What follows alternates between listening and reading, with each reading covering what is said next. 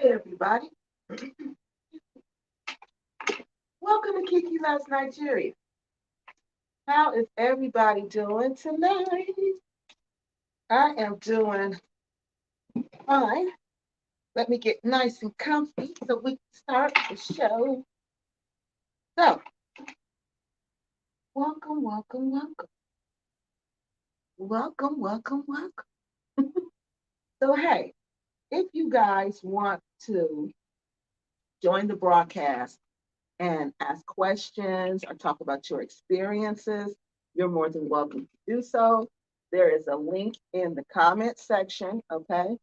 Um, I'm going to put that link in there throughout the evening to make sure people have access to that who want to. Some people might want to come on and share their experience, or some people might have questions that they want to ask, okay? So that link is at the top, and then I'm going to try to continue to post it throughout the evening. Hey, Robin, I am. How are you doing? I hope you're having a wonderful Saturday. So, hey, look, tonight we're going to talk about rules to dating West African men. Let KeKe put you on game. So, look, what made me think about this? Because I was reading in the comment section. I love reading the comments. So, I was reading in the comment section, and in the comment section, people were talking about there's this new scam where they're marrying disabled people, people with disabilities, okay, to get green cards.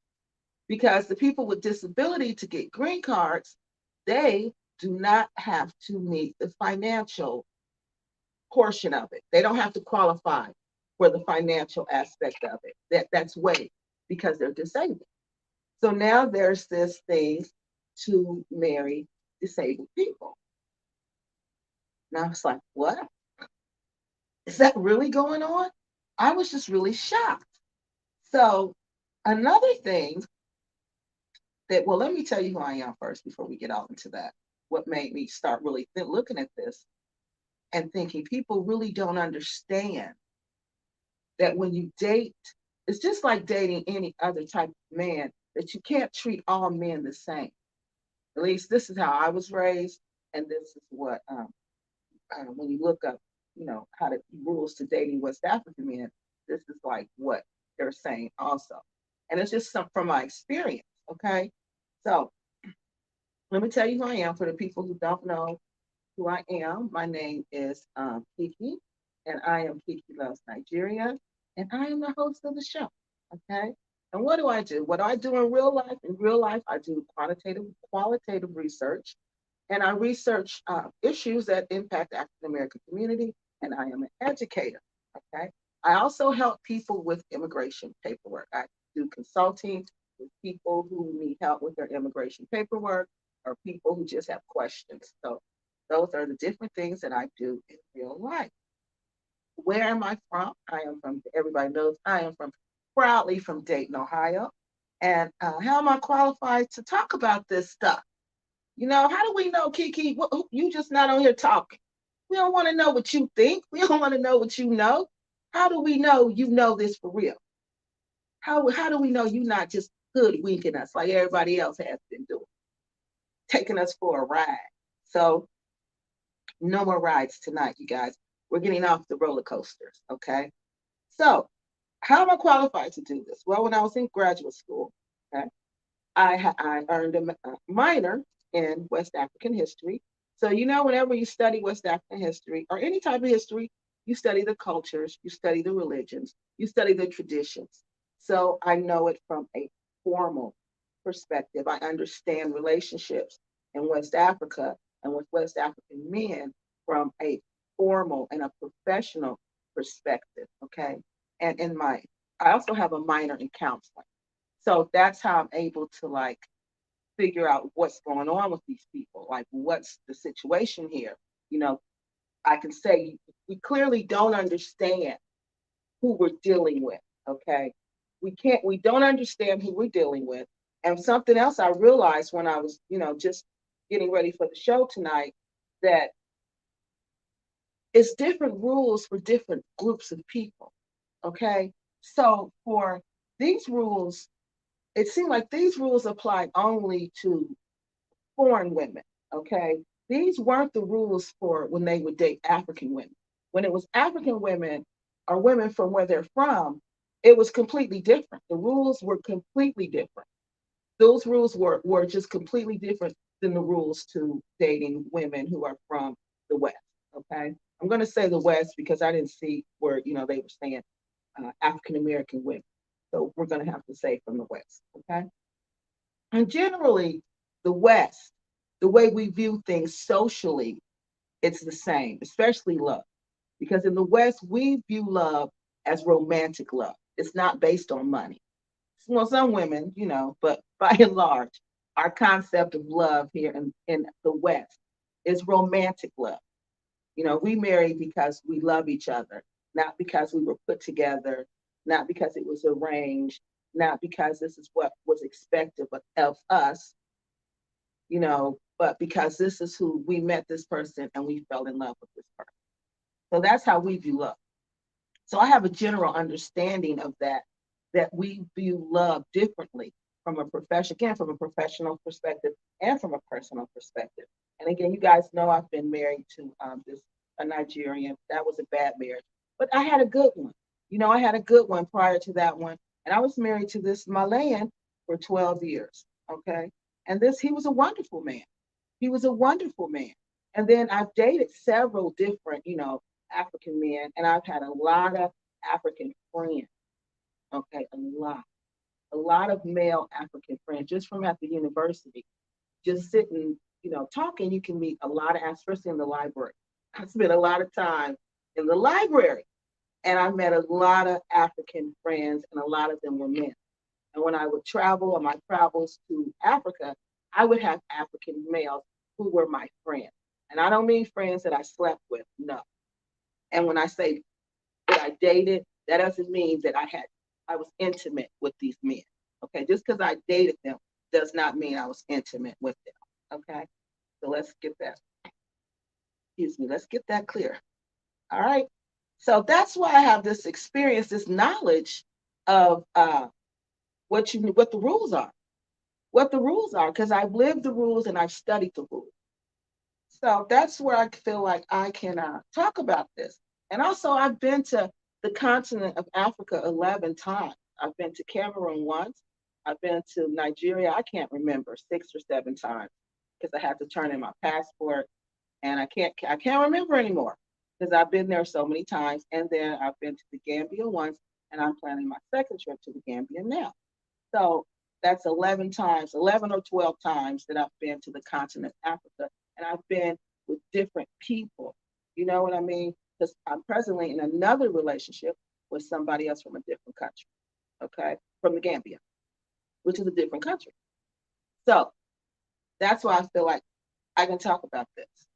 I can talk about this because one thing KeKe will do, I'm going to tell y'all about me. And this is how I was raised. I was raised that if you can't get a drink of water, this time my grandmother used to tell, I was a little big girl, we was little girls. She would say, when you can't get a drink of water, you can get a man. And let me repeat that.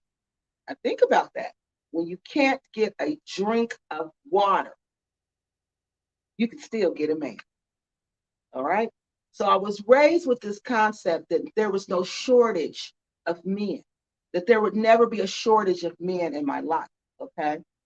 Only time I would get in the shortage fear, is when I was lowering by vibration and I would operate in fear and I would get on that drug called loneliness. Okay. But when I'm operating where I know I was raised, I know there is no shortage, there is no rush. But when you get in rushes and think shortages, you make mistakes. So I was also raised that if you're in a relationship with some man and he's treating you badly, then you need to leave that relationship. You need to go. There's no point to stay with a man who treats you badly. And that's how I was raised. That's why I don't stay in bad relationships. When I spot that this relationship is bad, when I spot that, and how I define bad is abuse. And that's how I was raised. And that's how my ethnic group operates, because there's actually a group of women in the Gambia who operate like that. There's an ethnic group in the Gambia who operates like that. There's an ethnic group all over West Africa who operate like that. These women do not tolerate being treated badly. And if you treat them badly, they will up and they will leave. And that's how I am. I'm not staying with anybody. You're not going to get two chances to treat me bad. No, no, no. So you got to understand that I'm coming from that perspective also. You won't get twice to treat me bad. You can treat me bad once, but you won't treat me bad twice. Because again, remember, in my mind, how I was raised, when I can't get a drink of water, I can always get a man. There's never a shortage on a man. All right? So that's the perspective that I'm coming from. So why is this, why are we talking about this topic? Well, 15% of new marriages, okay? 15% of new marriages in the United States are with people from different races and different ethnic groups. All right? So there's a big group of people who are marrying people from different races and different ethnic groups. So this is something that's impacting not only in America, it's going to impact us when we go back to Africa. So again, our topic tonight is the rules for dating West African men that KeKe puts you on game. So does anybody have any questions so far? No?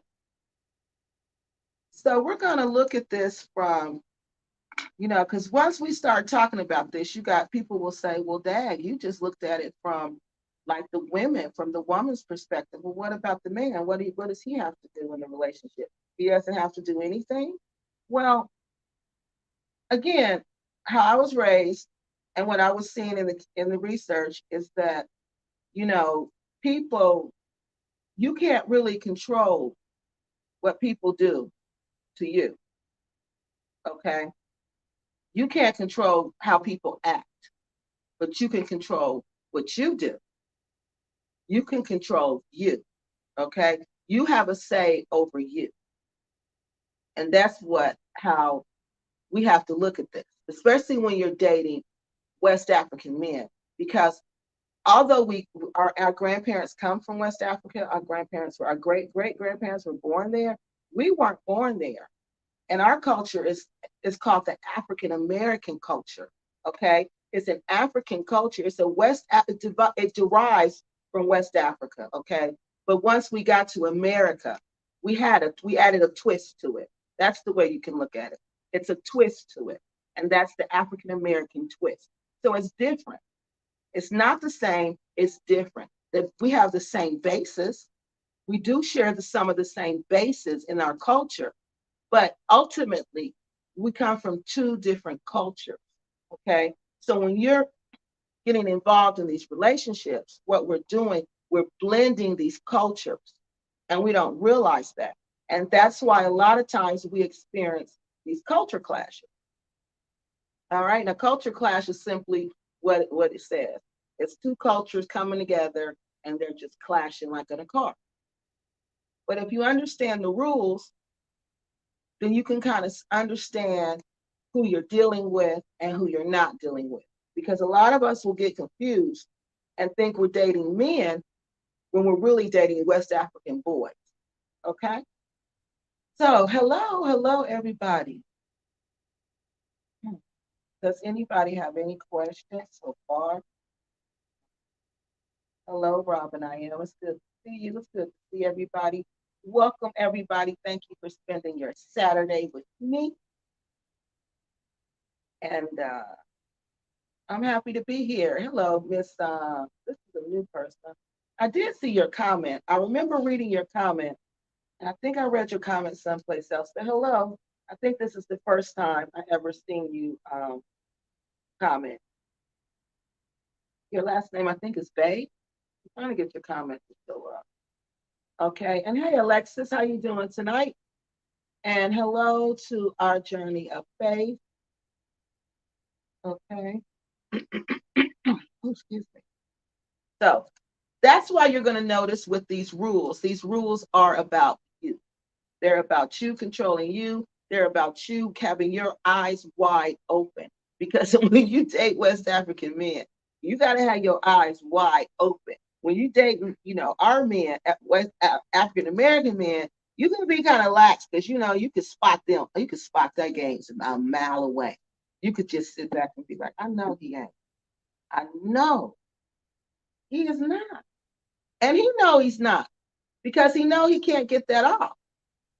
So he's not going to try that stuff because he knows better. You see what I'm saying? So you can spot it. But with these new relationships, that's a whole different situation. This is a whole different culture you're dealing with. So that's what we got to realize. That's what we have to understand. We are dealing with an entire different culture. All right. So that's why you got to watch yourself and control yourself. So first, we're going to start out with why date West African men. So, KeKe, why date West African men? Because I've been dating West African men. Oh my God, I can't even remember how long. I decided, me and my decision. People who know me, they know like I'll just wake up this one day and I'll have this brand new philosophy on life. Okay, and then I'll just implement it into my life. So that's what I did with this. I implemented it into my life. So one day I just woke up and I said, you know what? I think I'm just going to date West African men because I really like them. I think, they're nice. I think they have, they're intelligent. So when I was doing the research, it said that why date West African men? That was just the answer. Why date them? They said that they're gentle and they're powerful and they're also mysterious at the same time. And I thought that was interesting. And I thought that was very, very true. So this was one thing. So the first thing you got to understand about them is that they're real nice. Okay. Now remember, we're not talking about the boy because a lot of people will get that confused. Okay. They'll think that we're talking about we're talking about, you know, West African men, and they're really involved with boys. So there is a big, big, big difference. Okay. So, and you can tell when you're dealing with a boy, because sometimes a boy will be hidden inside a man's clothing. Okay. So sometimes you won't know because he'll look like he's a man, but you won't know. But you can know if he's not following these rules. These are rules that's going to tell you if this is somebody you should even be dating. Because let me tell you something else that we don't pay attention to, and we should. Because remember, we're dealing with a different culture. And in this culture, class is extremely important. Okay? I'm going to say that again. In this culture, in West African culture, class is extremely important. Not so much so in our culture, but in West African culture, that's not the truth. Class is extremely important. Okay? So you got to remember, if this person is not in your class, they normally wouldn't have access to dating you, then this is somebody you probably shouldn't be dating. Okay. And I'm going to say that again. If this person is not in your class, and if this person normally wouldn't have access to dating you, then you probably shouldn't be dating that person. You probably shouldn't, because that person might just be looking for an opportunity. And if you don't know what I mean by opportunity, you might want to go watch last week's show because we talked about wifey material and opportunity material. You might be being viewed as opportunity material. Okay. So that's something you got to pay close attention to. Okay. So let me go through these comments really quick. You got to pay attention. Really, you got to pay attention to everything. Like I said, you can't be lackadaisical in these relationships. No, no, no. You got to go in with don't go in like critical. Don't go in defensive. No, that's not what I'm saying. You go in with your heart open. You go in just being you, relax and being you, but don't be foolish. Don't be foolish. That's what I'm saying. Don't be foolish. You got to remember, You got to remember there's people out there who look at us as opportunities. That's it, as opportunities. No matter how nice you are, no matter how sweet we are, there's people out there who look at us as nothing more than an opportunity. All right. So a lot of then I also notice okay, be grateful. What you mean when you say economical or tribal? I don't know what you mean when you say that. It's what economical or tribal? Explain that to me. Okay. Explain that question. Is that a question or it's a question, but what you mean economical or tribal? I don't know what you mean. Because economic is a class, tribal is an ethnic group. So they're not the same. Like one is social, one is economic. So tell me what you mean. Okay? Tell me what you mean when tell me explain your okay, economic. No, I'm talking about economic class. Okay? Economic class. And if you pay attention to that, you'll notice it there. You'll notice it in Africa. You're probably not paying attention though. And then notice how the person you're with, notice how the people will treat that person that you're with. Do they respect that person, or do they treat that person like they're less than them, or like they treat that person like a servant to them? You know what I mean? Pay attention to those type of things, because that's going to tell you if there's a difference in the class. Because Africans know the class. They know their class. Like the Malayan dude told me. He said, he was Bambara. He said there was this ethnic group that were their slaves. And he said no matter where they go and no matter how much education they have, they will always know that they were the slaves of the Bambaras, and they will always respect them. Okay? Even here, he said, even while he's here in America, if he see one of them, they know. And they approach him differently because they know this is a different class. So, hold on, yeah, I'm trying to go back on. So that's like the slave class and the higher class, the ruling class. Okay. So sometimes okay, I know what you mean. Sometimes there are ethnic groups involved. Yes. Sometimes there are. Okay, so something is wrong with my computer. It's saying it's no internet. And I don't know why it's saying that. So I'm gonna go off here and come back on. So look, there's there are economic classes, okay? So yeah, you're right. So I could see why you intermingle them, because sometimes since the Bambaras, they were the slaves of the Bambara, okay? So you're saying the class, is it the ethnic group? I think it's more of the class than it is the ethnic group. But in that situation, it's tricky. It's tricky, but still, like, it's tricky. It's tricky. But I'm sure it's not the slave class. I'm sure it's not them. I'm sure the slave can't be the slave to somebody else. I'm sure of that. But so I hope that kind of explains it a little bit. But I'm really talking about us and not them. Because when it comes to them, it's a little different. Okay. So I just used that. Maybe I shouldn't have used that one as a good one. No, that's not a good one. That's more for them. This for us, it's more the West. Let's do it like this. Okay. Let's look at it more like a developed country. Okay. So somebody coming from a developed country, okay, to a country that's developing. That country is developing.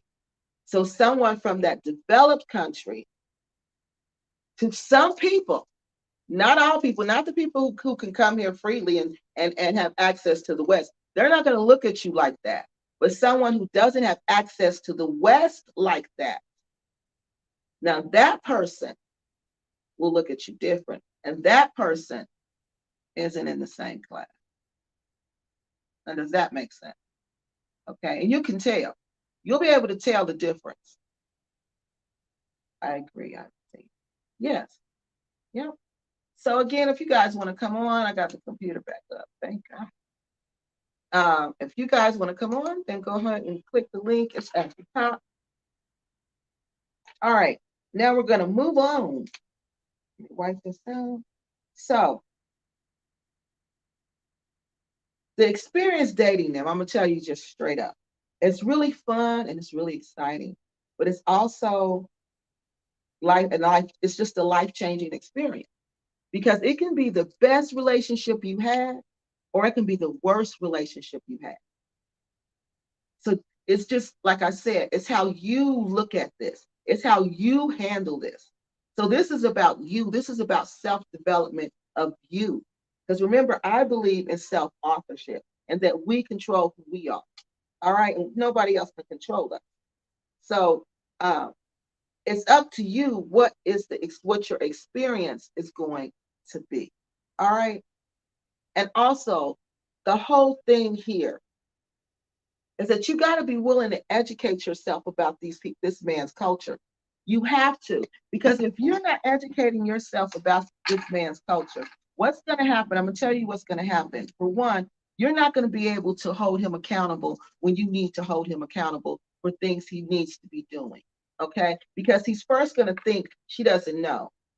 So you got to show him that you do know. And the way you do that is you study his culture. So you got to study his culture. You got to know his culture. You got to know the history of where you're going, where this man's from. You got to know the history, not only the history of where he's from, what's the history of his people? What are the history of how do the relationships work in his culture? How does that even go together? So how does marriage work? So these are things you need to know, not ask him, but you need to know these things for yourself. It's a must. If you want to date African men, and if you want to be successful at it, and if you want to decide when the relationship is over, not they decide. When you decide this isn't working for me, or this is not, because some people, I'm talking about people who just, who decide relationships are over. Some people don't. They stay in relationship. So I'm not talking to you.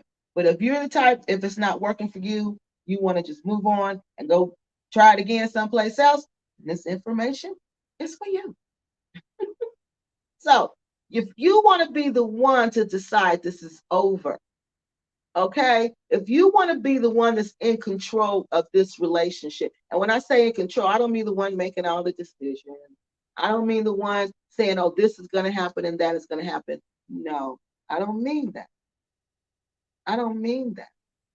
But if you want to be the person, and I don't mean this in a bad way, you want to be the person who's loved the most in the relationship. Because see, somebody's going to always love someone other, more than the other person. They just are. It's just how it goes. They're going to always love somebody else, in a relationship. Those two people cannot love each other equally. One person is going to always love that person more. Somebody's going to love the other one more than the other. You don't want to be the one loving the most, okay? You want to be the one to be getting loved on the most.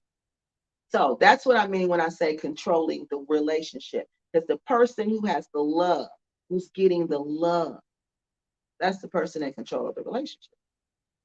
Okay? If you got any questions about that, please ask. So, reading the comments and just getting emails from different people, I realized that people really need help when it comes to these relationships. They don't understand who we're dealing with, like I said, and the way we should be operating in these relationships. And another way that I know, let me tell y'all this part, is that different African people would take me under their wing and they would teach me about relationships. They would teach me about African men. They would teach me what to expect because they liked me and they didn't want me to get taken advantage of. And they didn't want me to wind up with this somebody like this last person I wound up with. And again, that was all my fault.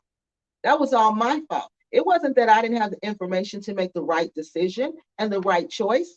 I chose to ignore it. So I can't blame anyone for that but myself.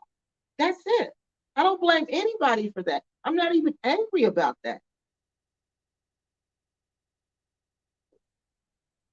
So these different people, I had a friend when I was in Cameroon. Remember, I told you my first time ever going to Africa, I went to Cameroon. I had a friend that I worked with at the Kumba Urban Council. That's where I worked. He was the treasurer, and he was my friend. His name was John. John took me under his wing, and John wanted to just teach me about African men. He was like, "Okay, KeKe, you like African men? Let me school you on African men. Let me get you on game, like I told you guys."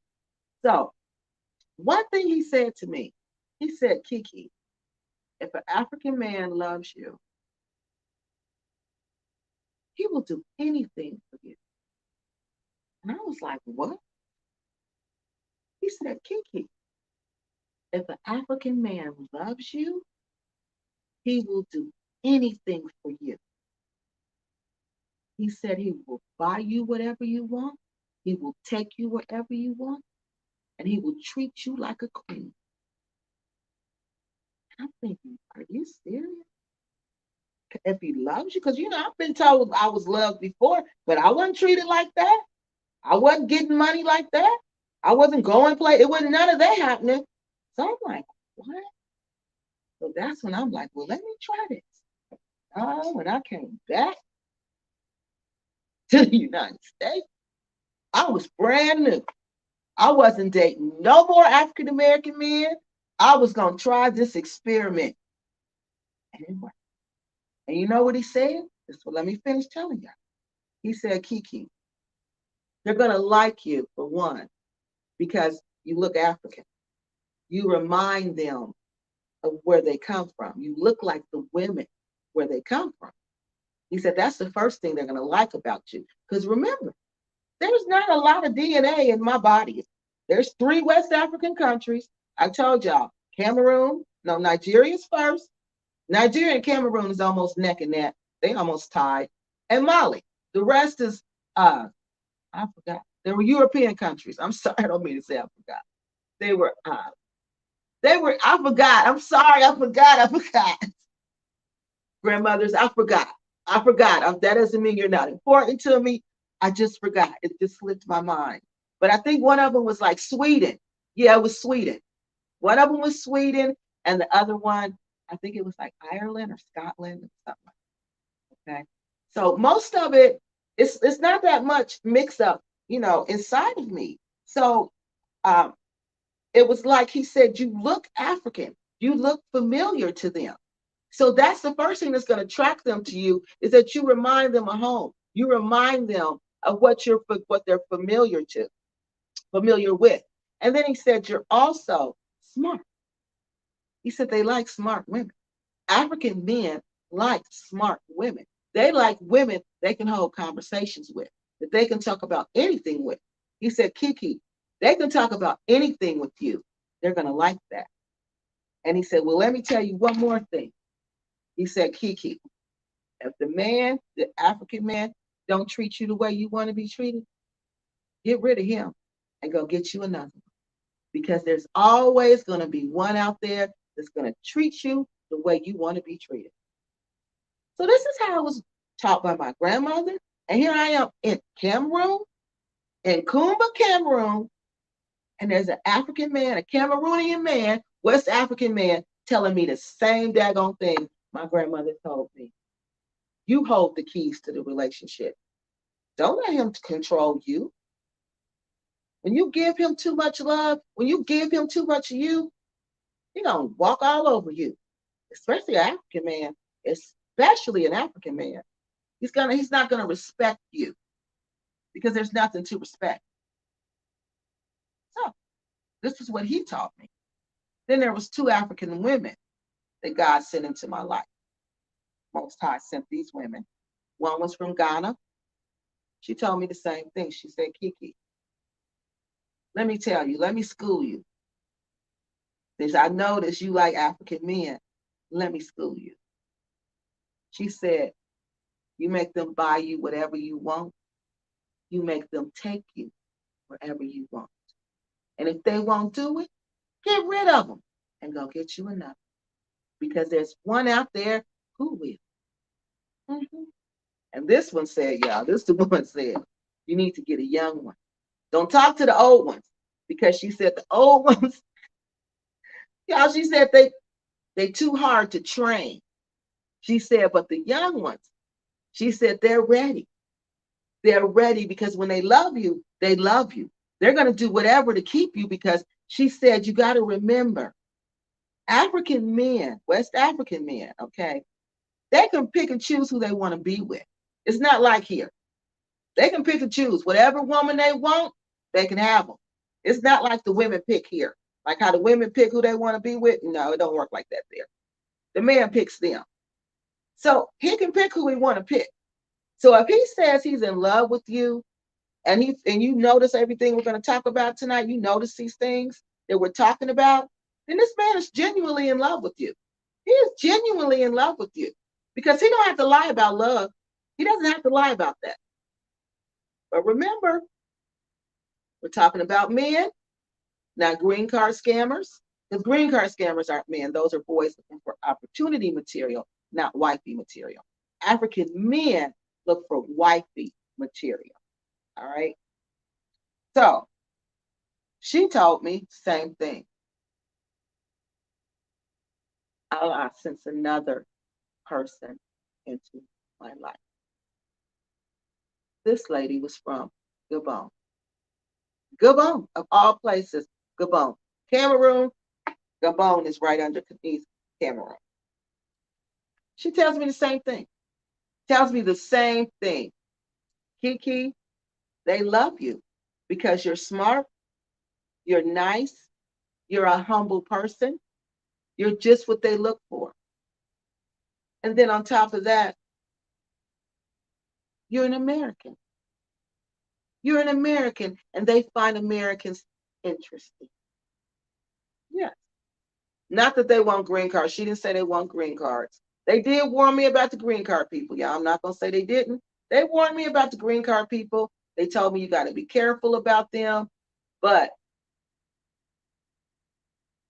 they did. I'm having problems getting on here now.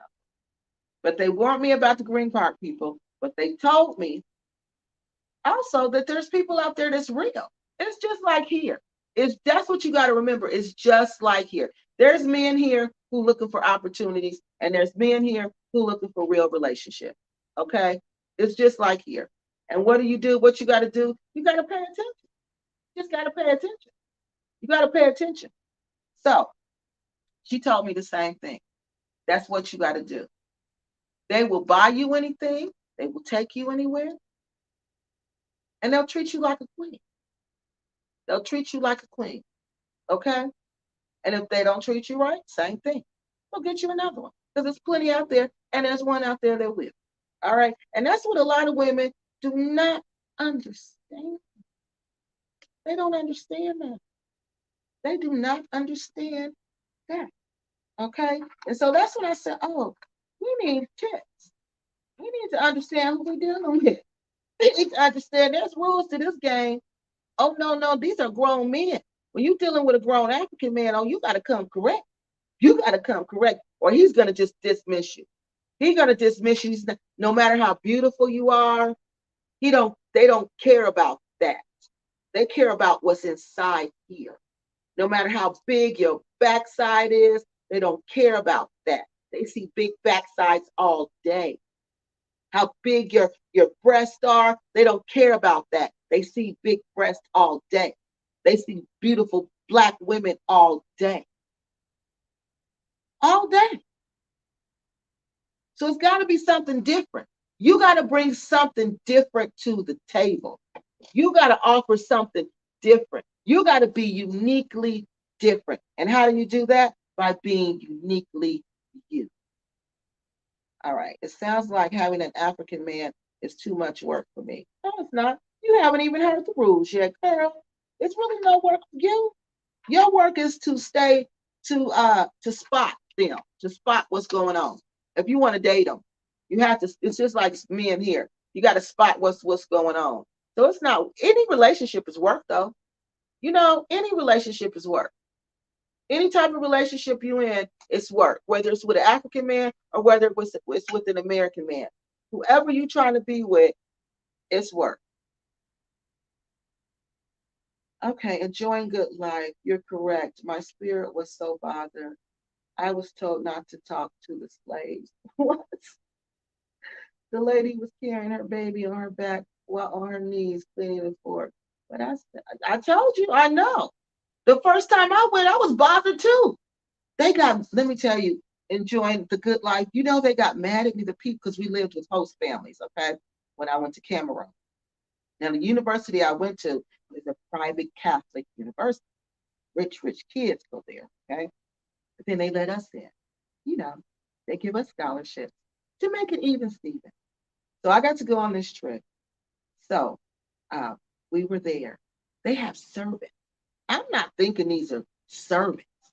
I'm not thinking these are servants, and you're not supposed to mingle with the servants. Well, honey, I mingled with the servants because you know I was raised. You speak to everybody, you talk to everybody, you treat everybody the same. So I'm there. Me and the little house girl, I took her out to get. We went out for drinks one day. It was nice. Nobody was home. We left. We went out to just get Fanta, and we came back. You would not believe how bad the host mother was. She was furious because I went out and went around town with this house with the house girl. She didn't say anything to me, but she was upset with me. I could tell she was upset with me. But to the house, with who she got, the house girl, she was furious. She was furious. She talked to her so badly, she didn't even give her food that day because she said she knew better than to go anywhere with me. She knew she was not allowed to go anywhere with me. I couldn't believe it. But that's when I realized. And then, you know, there was this case in Senegal, a case in Senegal. This person from Senegal who was really a nice guy. And they were here in Dayton, where I live. And I would always see him. And he would never, ever give me eye contact. When I would talk to him, he would always talk to me with his head down. And that bothered me. And I was like, what is wrong with him? Why doesn't he look at me? I thought he was, you know, like disrespecting me. And I asked one of my friends, and they were like, no, to the contrary, he's showing you respect. That's why he wouldn't dare look you in the eye. In our culture, that's disrespectful for him to look you in the eye. But see, I didn't know that. I didn't know that. So, yeah, and this guy was from a different class. He was from the lower, what they considered the lower classes there. And the person who I knew, my friends who were all Senegalese, they were all from the ruling class. And everyone knew that. Okay, so let's Queen Sugar, that's not always the case. My relationship with African American men have been so much more difficult and exhausting for me in the past. Yeah, everybody's situation, but that's a good point because everybody's situation is different. We can't generalize about relationships because there's no two people that are the same in a relationship. You know what I mean? So we really can't generalize. But for the sake of just having some rules and just for you know, being able to have some kind of blueprint to follow. Because if you don't have some type of blueprint to follow and you just out there doing what you think and you don't know, you're going to get messed up. And that's why a lot of us are really, really getting messed up. They're getting exhausted. That is all being exactly it's all. So let's see. Mine came back. Yeah. Oh wow, that's interesting. And 16. Okay. So when it comes back like the 16.8% West African, that usually means it's there were smaller percentages in different countries. That's what that means. And so I'm gonna tell you what this tells me about your ancestors. That they were probably Muslim. They probably they were traders. They went back and forth from Kenya to Nigeria. There was a there was also a slave trade. I was not going to talk about that, but obviously they wanted me to talk about that. There was a big slave trade that went from East Africa to Central Africa to West Africa. Okay. And that was prior to the transatlantic slave trade. Okay. And the Arabs were participating in that slave trade. Or the Arab was the Muslim. It was one of them. It was, I know it was the Muslims. I'm not going to say the Arabs until I know for sure. Arabs, I'm sorry, I'm going to take y'all out. Take y'all out because I'm not sure about that. But I'm sure it was the Muslims. Okay. And so that's why you see that trade language of Swahili. All right. So they probably went back from Kenya to Nigeria and they probably traded and they met people and they fell in love and they stayed. And West Africa, they went probably to different little places in West Africa and did trading there also. And that's how you have grandmothers from there also. So that's interesting. That's really interesting. An interesting DNA. That's why I love DNA. DNA tells you the history, the story of you. The story of you. All right, where's my comment? Where are we now? Where are we now? Let me see where we are now, y'all. Okay. Just all African American men. Just as all African American men are exhausted. I don't know. I don't know. I look at relationships differently. Oh, yeah. But not it doesn't mean necessarily that they were the slave traders. They traded in goods too, commodities. You know, they traded different things. So some people were slave traders, and some people had sold different commodities that they took back and forth because of their access to the Indian Ocean. They could get different spices and different things, and they would bring them to West Africa. So it doesn't necessarily mean that they participated in the slave trade. Okay.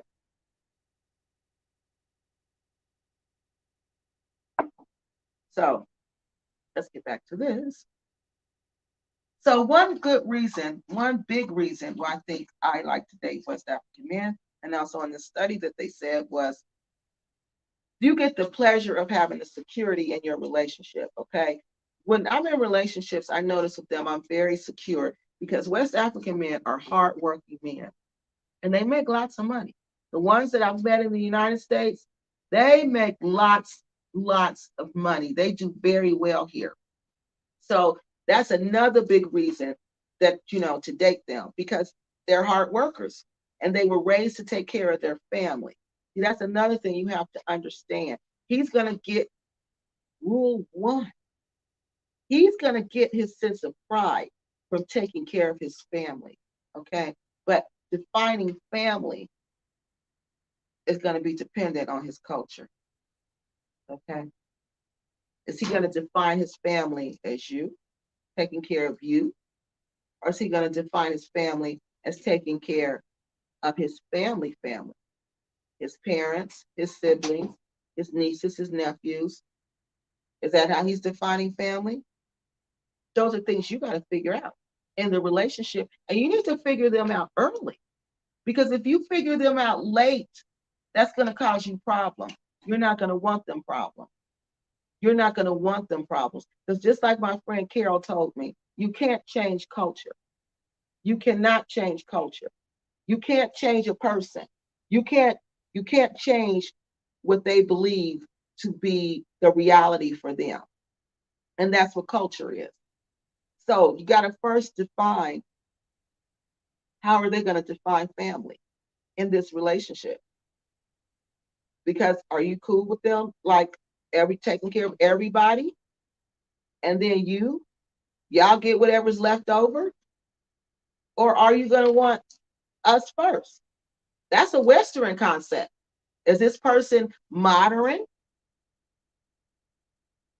Do they have that Western concept? Or are they still very traditional and conservative where they have that West African concept that family means I take care of family. I work hard to take care of my family, but my family is my parents, my siblings, my nieces, my nephews, and I put myself last. And since you're a part of me, you got to go there too. Those are things you need to ask. Okay. So you have, But to make this relationship work, you got to be aware of yourself, like I said, because these men are very good at making you feel good physically, mentally, and spiritually. And I'm serious because a West African man, not a boy, he's going to be well rounded. He's going to be well rounded in all these areas, well rounded in all of these areas. He's going to know how to treat you physically, he's going to know how to treat you mentally, and he's going to know how to treat you spiritually. And if he doesn't know those things, that's because he hasn't developed to a certain level. And that's how you know he's a boy and he's not a man. But again, for all of this to happen, this person has to be committed to you and he has to be committed to this relationship. Because if he's not committed to you, he's not doing any of this. He's just coming over in the middle of the night, bringing something to drink and having sex and going home. That's what he's doing. You're not meeting friends. You're not talking to nobody. You're not going with nobody. You're not doing it. You're doing what we talked about last week. You're not going nowhere. Nobody even knows who you are. That's because he's not committed to that relationship. Okay. And that's the only way you're going to see those results. If you're not seeing those results, if you with some West African man and he ain't doing nothing for you and he not taking you nowhere and he not buying you nothing, then guess what? He's not committed to that relationship.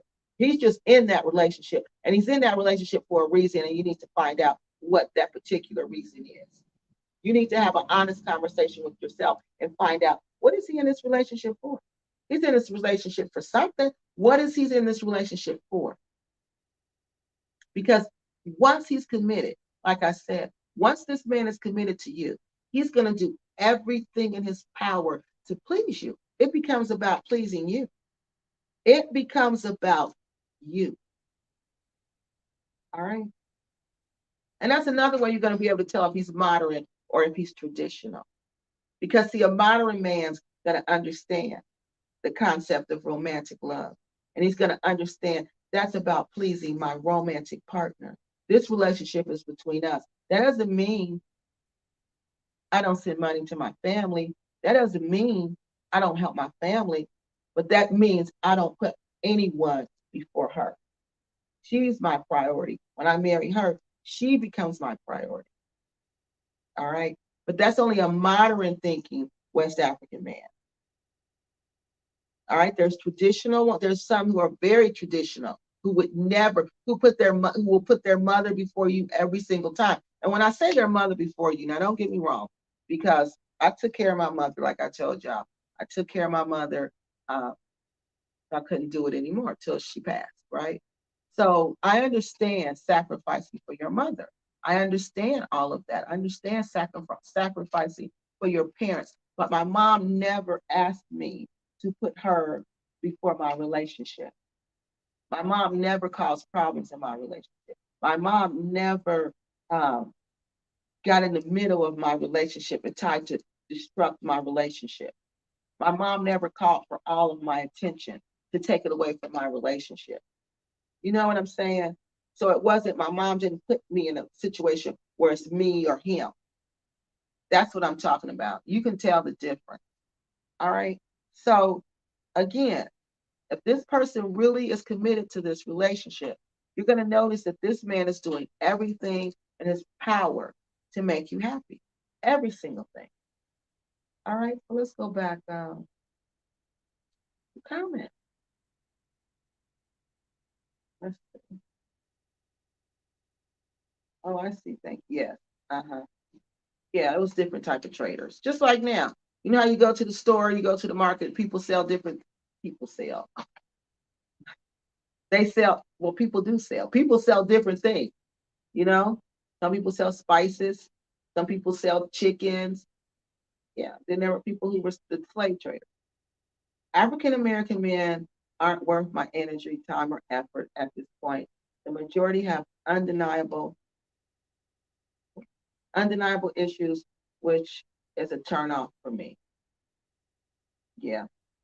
Well, I don't know. I just don't have an interest anymore. When I was single, I just didn't have an interest anymore. Good in the bedroom.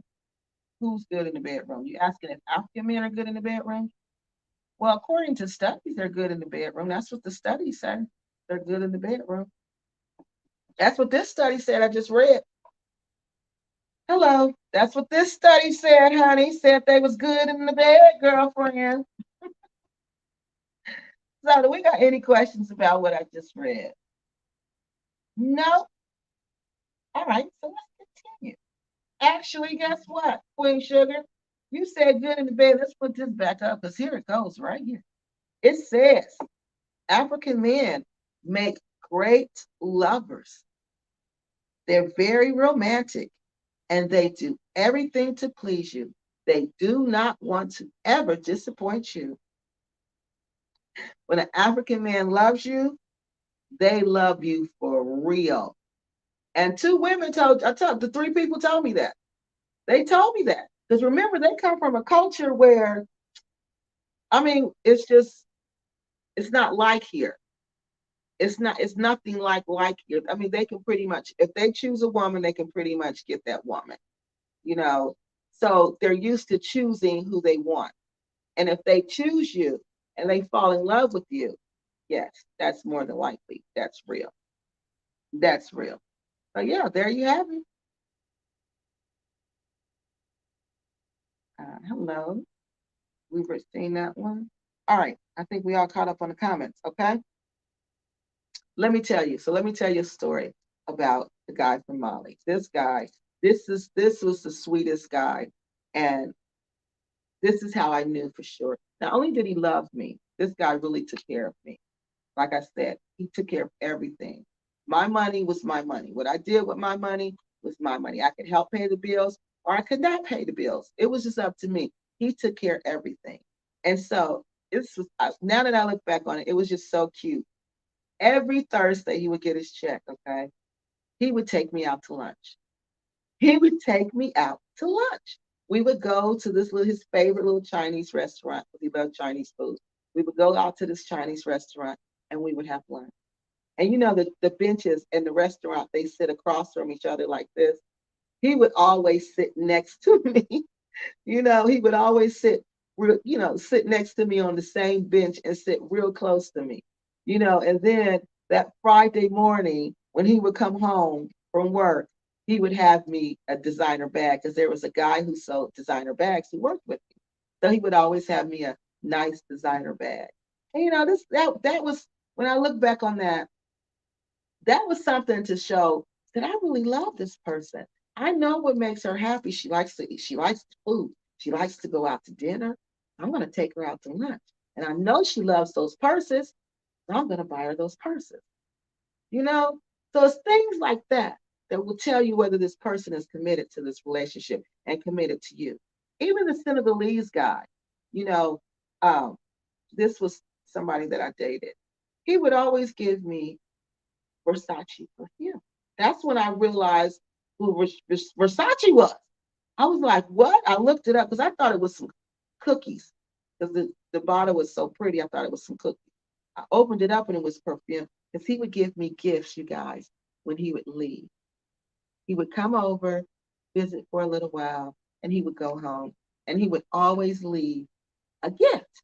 And I wouldn't notice it until, because I would walk him outside, and he would leave the gift on the table. And I wouldn't notice it until I would go back in. It would either be a gift or it would be money. It would be $100 bill. So he would leave the Versace perfume. It was the red jeans, white jeans, blue jeans, yellow jeans. I had all the jeans, okay? So just that. And then I looked it up and I was like, oh, this is some expensive perfume. Because this was back when it first came out. This is a long time ago. So this is when I was at the university. I was like, oh my God. And then $100, I was like, oh my God. But then I was like, wait a minute, why do he keep leaving me gifts like this? So I asked one of my friends, and they told me that's his way of saying that, he loves you. That's his way of showing that he loves you. So it's things like that that they'll do that you'll see, and they'll show that they're in a serious committed relationship with you. Okay. And you got to understand all this.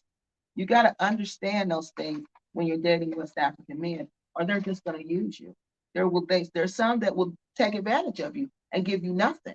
And when you find out you with one of them that thought they were going to trick you, just get rid of them. Quit thinking, oh no, I'm not going to meet anybody else. Oh, I'm too old. Oh, stuff. No, no, no, no, no, no, no. We're not. No, no, no. All you need to do is take you a trip. Pick the country you want to go to. Take you a trip. Arrange the trip. Meet people. Not just any people, but meet people. Okay. I told you last week how to do that. And then just go. You'll meet somebody. Trust me. It's easy. Like the kids say, it's easy peasy.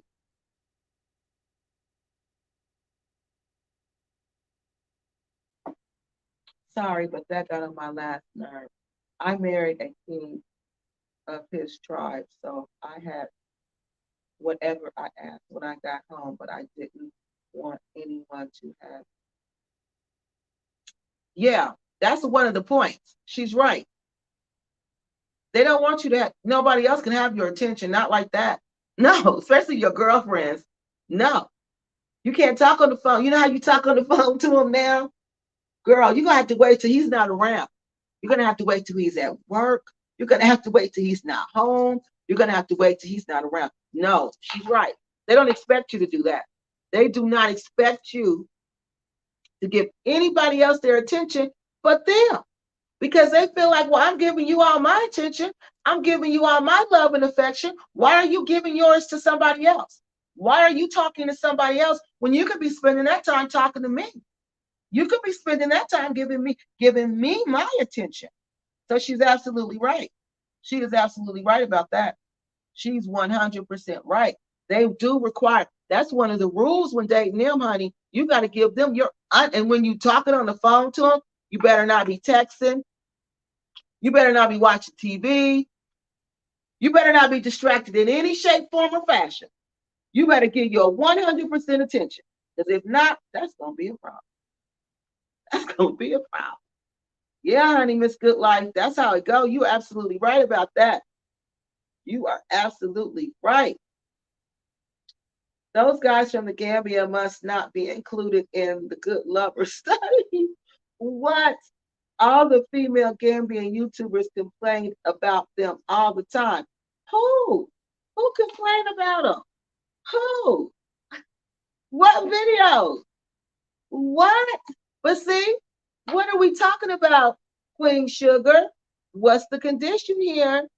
This has to be a serious, committed relationship. Those lovers they've had are out. They're not in a committed relationship with them.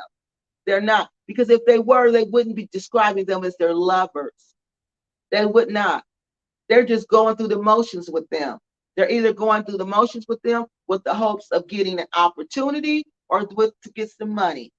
But like I'm telling you, that's the difference. So that right there would tell you. So the studies say y'all supposed to be good lovers and you a dud. If he's a dud, he don't love you. He do not love. If he's a straight, if he's a dud, he ain't into you. He just faking the funk. Okay? He just faking the funk. Like we said, the condition here, this man is committed to you. This man wants to be in a relationship with you.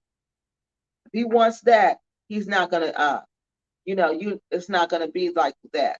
Them complaining. No. It'll be no complaints. Let's see. East African men are like that too. I had one where his mom and sister were always in our relationship. Yes. To the point they always were trying to tell us where to go. You know what? My first African dude I dated, let me back up, before I even went to Cameroon, was this dude that was from Ethiopia. And do you know his mother made him break up with me? I couldn't believe it. I couldn't believe it. I was like, what? And he called and actually told me that. He called and actually told me that his mother said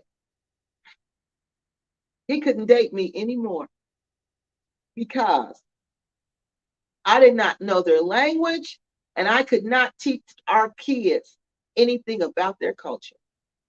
And he did it. And when he did it, I said, okay, fine. That was the end of you. I never dated anybody else from Ethiopia. I went back over to West Africa. I said, okay, this is where my people from, West Africa. I'm just going to stay in West Africa. I'm not going to South Africa. I'm not going to North Africa. I'm going to stay where my people are from because you're not going to reject me anymore because I wasn't, but my ancestors were not from East Africa. I couldn't believe that. And then when I found out that the East Africans looked down on the West Africans, I was like, are you kidding? I could My mind was blown. I was at a club, y'all. This East African dude was trying to talk to me, right? He was like, saying something, right? And I was like, I wasn't paying attention. So he was like, so you don't like Kenyans? I was like, no, it's not that I don't like them. I just prefer, West African men. He was like, why? Why? Why do you prefer West African men? Don't you think they're weird? And I said, weird? What do you mean they're weird? And he was like, West African, especially the men, they're weird. He said that desert, the Sahara Desert, kept them isolated from people for so long that they developed this weird culture. I'm like, what? Because he didn't understand that I was born in America, but I still understand that my ancestors come from West Africa. And I told him that.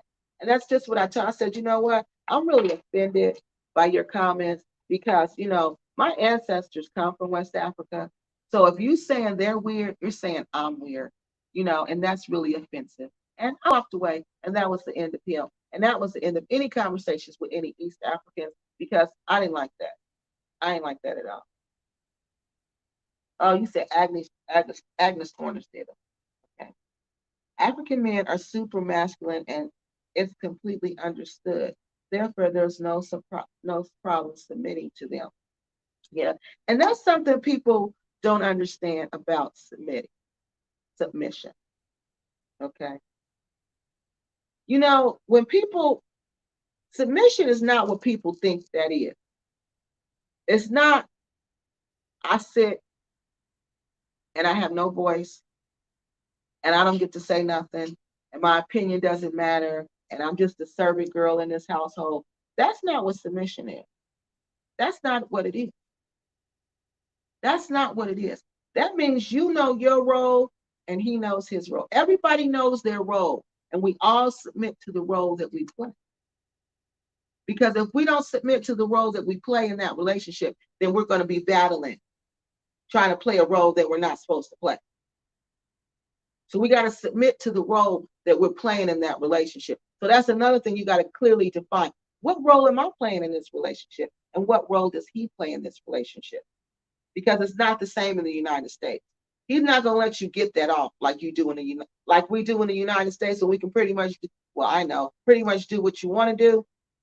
No, you're not going to be able to get that off with him. No, you can't pretty much go where you want to go like you can with a dude here. You can't do that with him. No, you can't even talk to certain people on the phone without discussing that first. And ultimately, that is about respect. That is about I respect you and our relationship. Okay. And it's not that he's not doing the same thing. Because if he's seriously committed to this relationship, he's following the same rules that you are following. Okay? And if he's not, then he's not serious about the relationship. Or maybe that's the rules in you guys' relationship. All right? So it's not what people think it is. Oh, I'm submissive. Well, what is submissive? You just do what somebody tell you to do? That's what you think submissive is? For you to even say you're submissive. For women to even say that. I think they say that to try to pick up men, African men. I really do.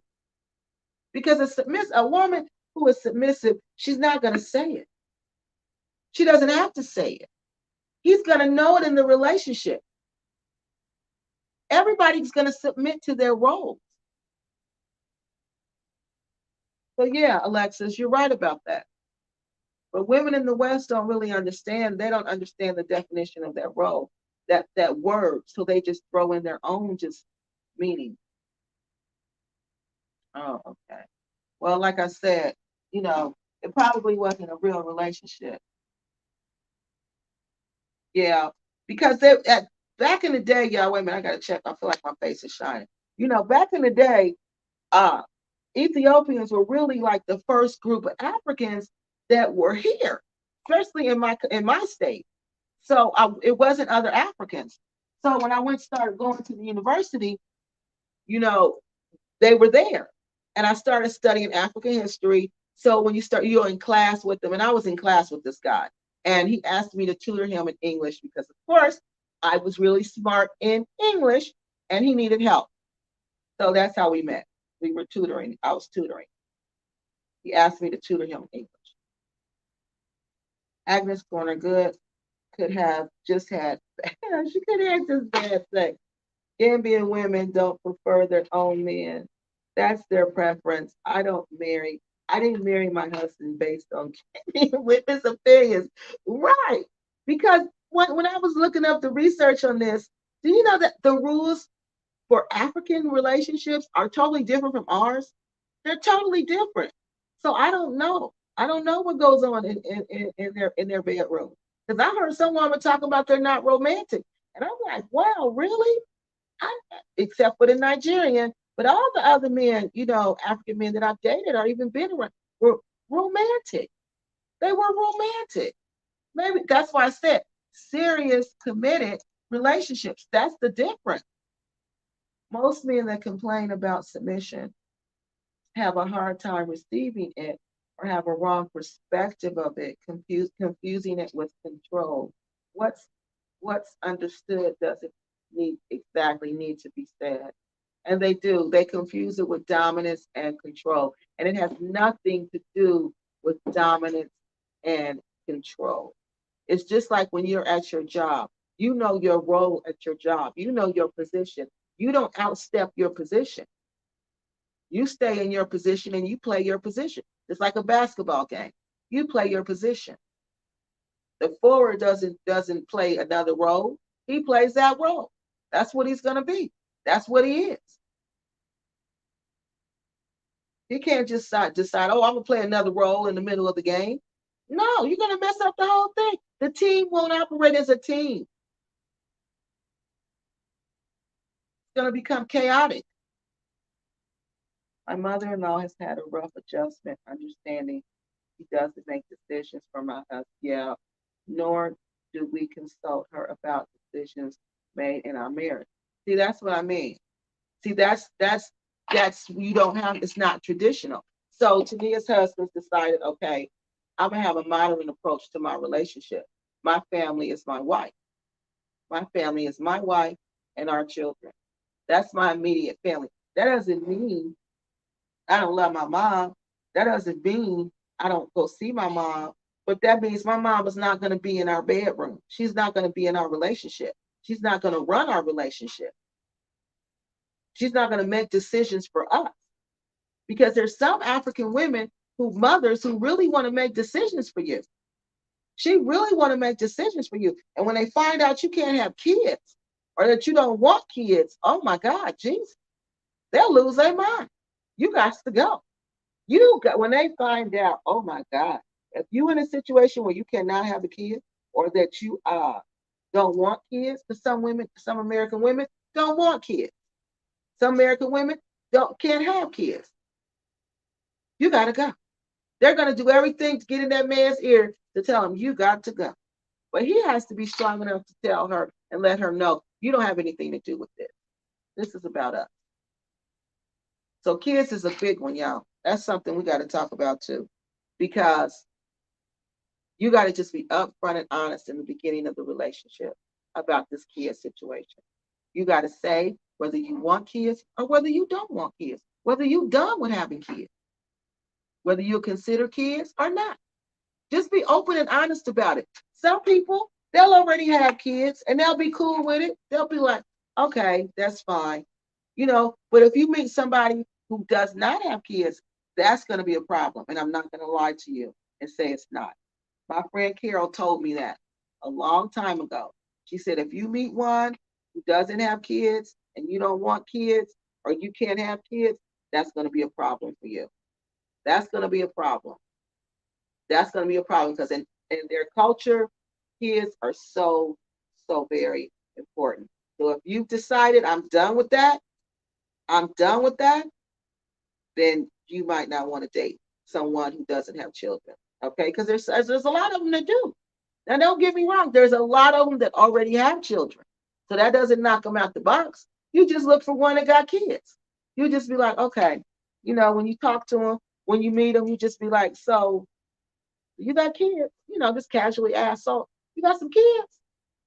I like kids. So you got some kids? And then they'll be like, yeah, I got some kids. And then you be like, oh, good, good, good.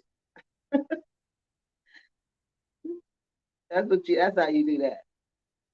Because then you say, well, God already blessed you with some kids, unless you want a kid. If you want kids, then, make it happen. Agnes Corner did lives, and it was the consensual agreement of dozens of women watching about Gambian men being, who were these women? Poor thing. I never want one, so I don't know. Oh, poor things. I don't know. I don't know who these women were. You said it was dozens of them. Well, they probably were Gambians because I don't watch her. So they probably were Gambian. Were they African Americans? Were they UK women? Were they women from the West?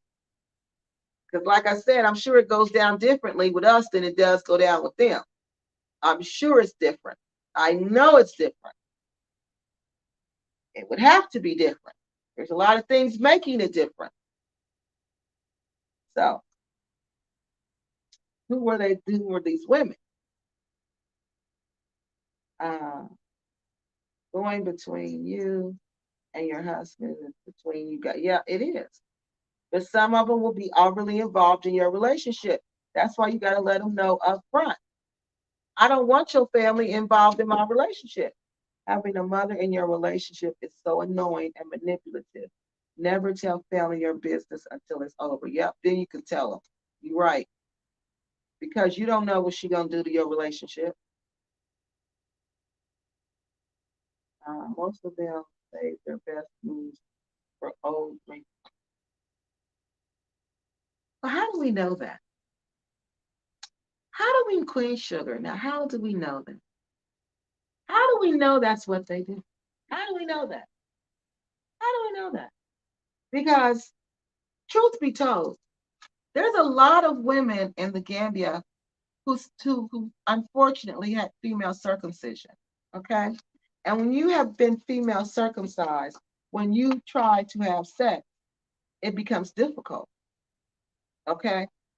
So maybe these women, these dozens of women who call in who said that they don't enjoy sex, maybe that's because they've been circumcised, because that is a practice in the Gambia.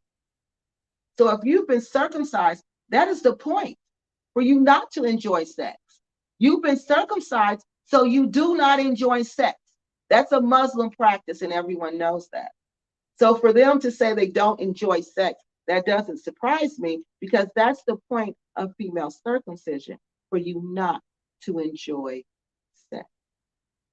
And therefore, when you have been circumcised, there's no way you can get down the same way a woman who can get down who has not been circumcised. I don't care if she's wrinkled, old, and white. She still can't get down the same as the wrinkled, old, white lady. Okay? So that's probably what's going on. It's not that they're saving their moves for them, because to a man, sex is sex. To a man who's just having sex, sex is sex. So for these women to say they don't enjoy it, they need to be honest and say, well, have you been circumcised? Agnes knows female circumcision is alive and well in the Gambia. She knows they practice that on a regular basis. She knows that impacts a woman's ability to enjoy sex, to even climax. I don't even think these women have orgasms. Sex is strictly for procreation, not for enjoyment. That's another big difference. Sex for us is for enjoyment. It's for relaxation. It's for fun. Let's go have some fun. So you see the difference? This is procreation. It's what I'm doing to have kids. I'm all cut up. I can't climax. I can't have an orgasm. not like the women in the West who are completely different, you know, who have sex for enjoyment, who have sex for fun, who have sex for relaxation. It's a difference. It's a complete difference. So that doesn't surprise me that they don't enjoy it. They're not supposed to enjoy it. Sex is not enjoyment for them in their culture. Okay. Well, maybe I've changed my husband well, but I have zero complaints in the bed. Exactly. So that's what I'm saying. It's different. It's different. No, it's that it's different. It's different parts. You know, it's the whole thing. The whole experience. The whole thing is different.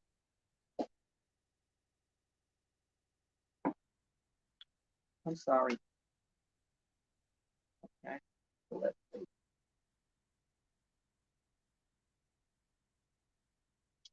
The AA women going over now are past childbearing age.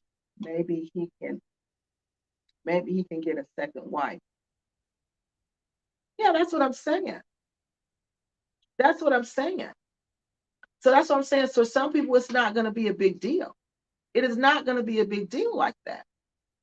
So you can always just let that be known. And for some women, it's not a big deal. And some of these marriages were arranged, and these marriages have been over far before you even got there, far before they even met you. So you don't know the situation. You don't know, have no clue what the situation is.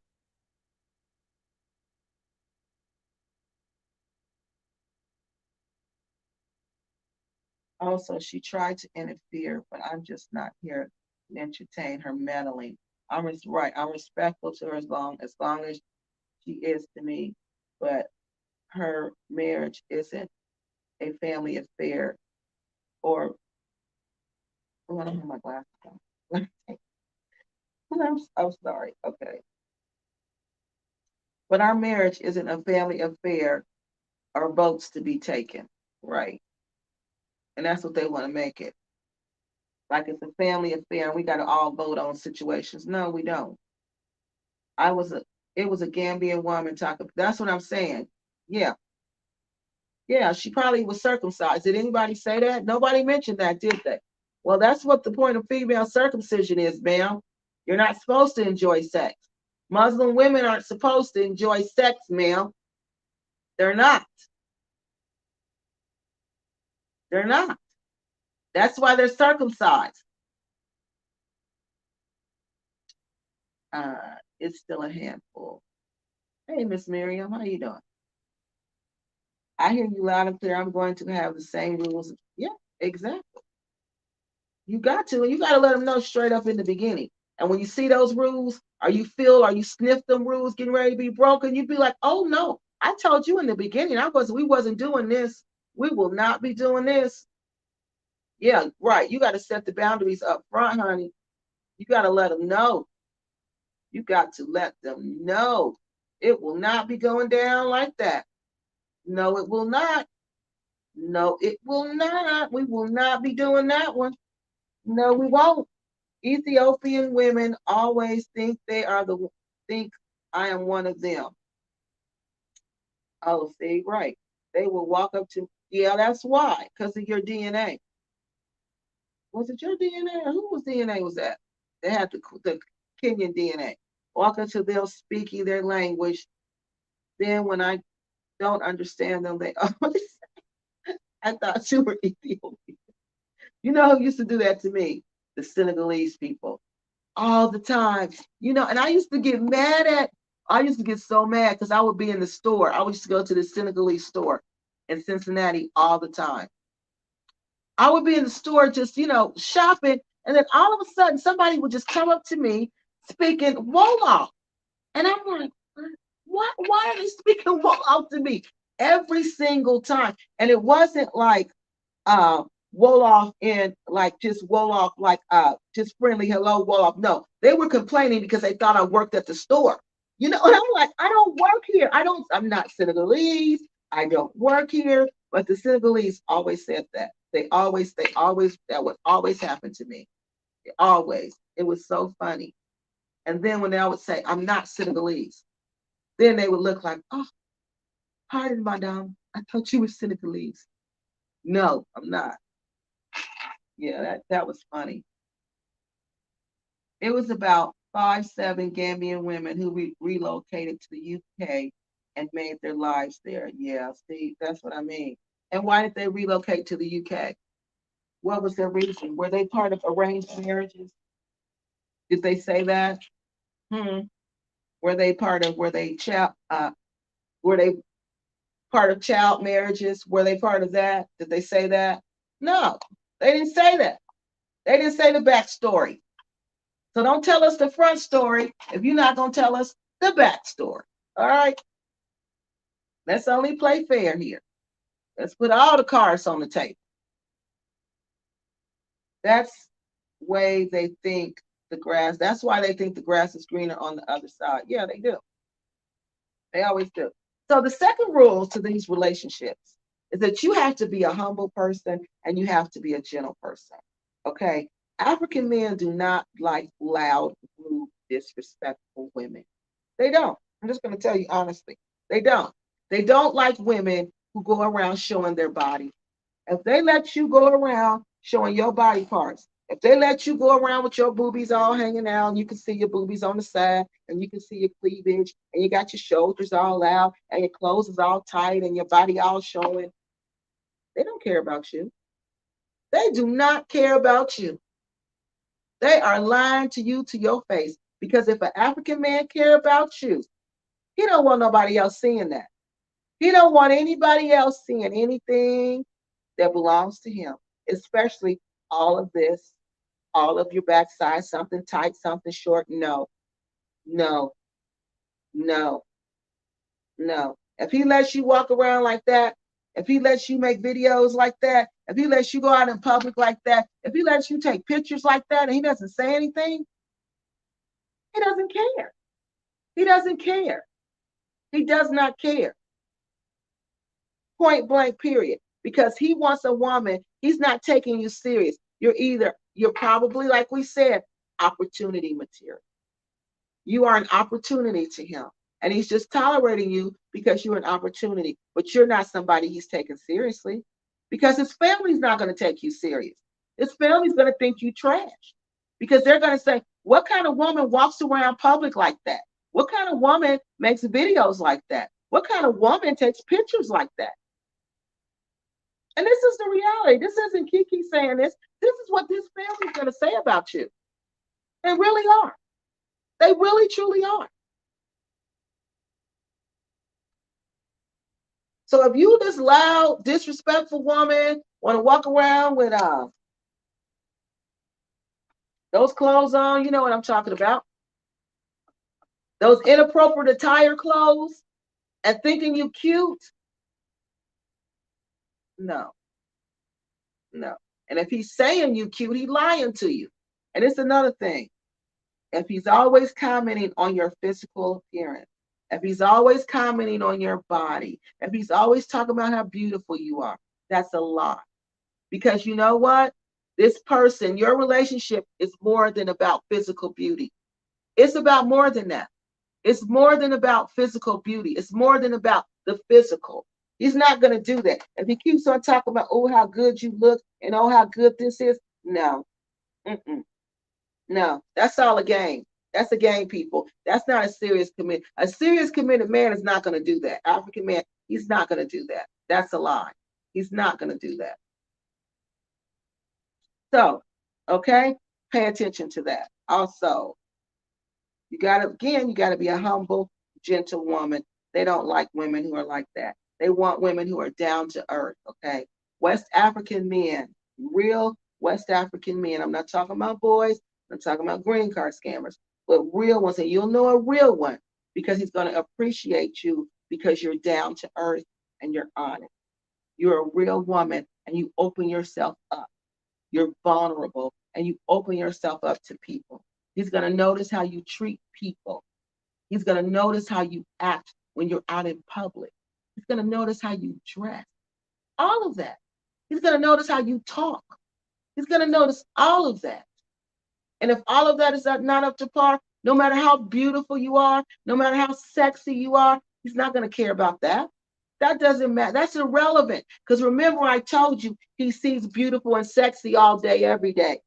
What do you bring to the table? All right? But you got to remember, what do you bring to the table?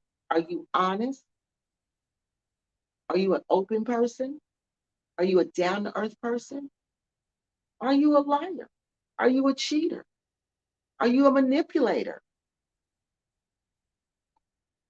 You think he's not going to figure that out? They're going to figure that out real quick. And either they're going to use you for sex, they'll continue that relationship to use you for sex, but he's not going to be serious, or you're an opportunity. But other than that, he's not serious about you. I hope you've been good spiritually, KeKe. What you mean you hope I've been good spiritually? What you mean when you say that?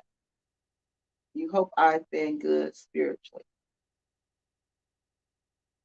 Well, I hope you keep a hold of their greener pastures. I hope you get ahead of their greener pastures.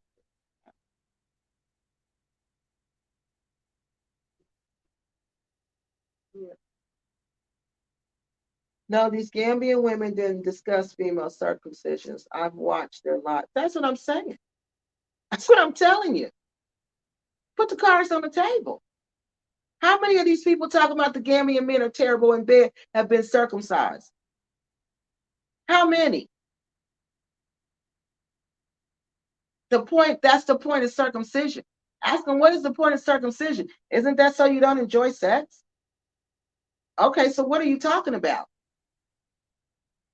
What are you complaining about? It's not their fault. They didn't do the circumcision. How are you going to blame them for something that your family did to you? None of them ever No, I know. I know. I know they don't. I know they don't. They don't tell the truth. Keep it 100. What's your tell the truth why you don't enjoy? You're not going to enjoy it with anyone. So it doesn't matter who it is. You're not going to enjoy it with anyone. So it doesn't even matter. The girl in Scotland discussed female circumcision. Who is the girl in Scotland? Yeah, you're not going to enjoy it with anyone. Unfortunately, that's the point of female circumcision. So you don't enjoy it. Yeah, that's the point of it. That's the whole point of it, y'all. So you don't enjoy it. Well, hey, girl, how you been? Shout out to KeKe Love. Thank you. How you been? I hope you've been good. It's good to see you. So, look, let's go back. Number 5. When a West African man is committed to you, okay, he's going to want to protect you and he's going to want to build up that relationship, okay? So when that family comes to him with trying to get in your business, he's going to block that. But he's going to block that from the beginning. He's going to let them know there's a distance between this relationship and my family. Okay. He's going to keep these relationships separate and he's going to let them know that. And you're going to know that. He's going to protect you from all that nonsense. He's not going to involve you in all those petty squabbles because there's going to be people who don't like you for the simple fact that you're in America. All right. It's just that simple. There's going to be people who don't like you because of that. All right. So you got to realize that he's going to protect you from that. He's not going to involve you in that. And he's not going to let people attack you. And he's not going to let people talk about you. He's going to stop them. And he's going to work on building your relationship together. If you don't see him building your relationship, if you see him bringing the family into everything, talking about, well, my mom this, my mom that, you're going to be like, what? Your mom? What your mom got to do with this? So that's when you like, no, you're not ready for none of this. This is not the type of relationship that I want to have, and then you just back out, go meet you somebody else. It's just that simple, y'all.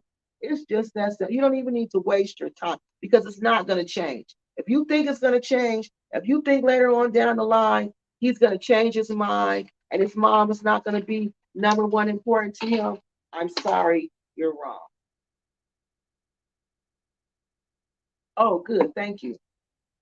Thank you. Thank you. Thank you. I love good vibes. This, okay. So, and that's going to be the proof to you when he separates his family. If you don't want them involved and he's separate and he does that, that's going to let you know. But you know what? A real moderate man, he's not going to want his family involved because he's going to know what families do to relationships. He's going to know that. So he's not going to be involved. I'm telling you, he's going to stop that right from before it even starts. All right. So your family's not going to, you're not going to have that issue because a real African man who's committed to you, he's not going to let anyone, remember, come between that. He wants near he okay, and this is what we were talking about. Number 7, he wants nearly all of your attention. Now this is kind of a drawback. It can get on your nerves for real because it get on my nerves. It get on your nerves for real, but it's true. He wants all of your attention. You're gonna have to sneak on the phone when he ain't there, or when he like taking a shower or getting dressed. You gotta go call your girlfriend real quick, talk real quick, hang up the phone when he get out the bathroom. You got to do that because he doesn't want you spending any of your time with anybody but him. Because he feel like if I'm giving you my love and I'm giving you all my attention, why are you giving it to somebody else? I don't want you giving no attention to nobody else. And that's the reality of it for real. That is very, very true. So if you got a problem with that, if your friends are like of the utmost importance to you, if your friends are like, number one in your life, then you're going to have a problem in your relationship because this man is not going to want these women in your relationship like that. He's not. It's just that simple. He's not going to want that. And you know what? This is another one. Okay. Oh, I skipped one. A number 8. All right. Do we got any questions there? Stop here. We got any questions so far about anything I just said? Nope. All right, let's just keep going. So, another thing, another rule in this relationship when you date West African men, number 8 rule, you cannot be flirty. You cannot be a flirty type of woman. I'm telling you, if you're a flirty type of woman, if you wear loose women clothes like shorts, like I said earlier, you wear short dresses, your arms are out, your boobies are out, your cleavage is showing, this side is showing. They don't like women like that. They don't like because that means to them you don't respect yourself. You don't respect yourself. And if you don't respect yourself, how can you respect the people around you to respect you? They're not going to respect you. They're not. And see, the one thing about I noticed the Gambia, they won't say anything to you. They won't. They won't make you feel bad. They just will kind of give you a little look to make you. I remember when I went, and it was the Ramadan, okay, and I had no idea that women dress a certain way. So I went to Banjul, and I had on some shorts and a t-shirt. It was nothing. I wasn't shorts. It came to my knees. It was a long t-shirt. And I was like, oh, and I looked around. I was sitting down waiting on my fabric. I ordered some fabric. And I was sitting down waiting on my fabric. And I looked up. I just happened to look up, and everybody was looking at me. And they were looking at me not in a mean way. They were looking at me like with a look of pity. Like, oh, poor thing. That, oh, poor thing. And I'm like, what? Why are they looking at me like this? What's wrong? So I looked down at what I had on and I looked around and I was like, oh, nobody's dressed like this but me. So I was like, okay, I need to change my whole wardrobe. I need to change my whole wardrobe. Okay. And so that's when, I changed my whole wardrobe. But I wasn't even dressed like, with anything hanging out. I wasn't even, nothing was hanging out. because I never let anything hang out. But still, I still got those looks. And I was like, oh, okay, let me change my clothes. So that's when I changed my whole wardrobe. So you got to be conscious of things like that. Some people, some countries, they won't say anything. Other countries, they will. But you better believe they're judging you because of that. They really are. They are judging you because of the way you dress. When I went to Cameroon, we had to take classes before we went, cultural immersion classes. That's what they were called. And I remember in one of these classes, they were telling us how to dress. They told us that you are a woman and you women have to wear dresses. Women do not wear pants. You have to wear dresses and they have to go down, cover your knees, past your knees. Yep, they had to go past your knees. Your arms could be out, but the dress had to go past your knees. And you had to wear a sweater. Like certain places, your arms couldn't even be out. You would have to wear a sweater. And that's what they told us. Because if you did not dress like that, people were going to perceive you to be a prostitute. They're going to perceive you to be something you don't want them to perceive you to be. But some people, they don't care. Some African American women, they don't care how you perceive them. They can perceive you as a prostitute. They don't care. They feel like I'm from America. I don't care what you say about me. Let's see. I think we got some questions. Hold on, y'all.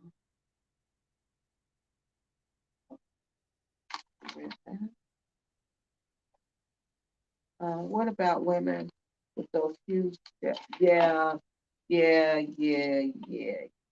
That's just not accepted in their culture. It's not. So I don't even know. I mean, I'm sure if you cut now, see if he's a modern guy, then he's gonna understand. Cover it up, okay? Just cover it up so when y'all. Oh, I'm dropping my mic. So when y'all go out, other people see y'all.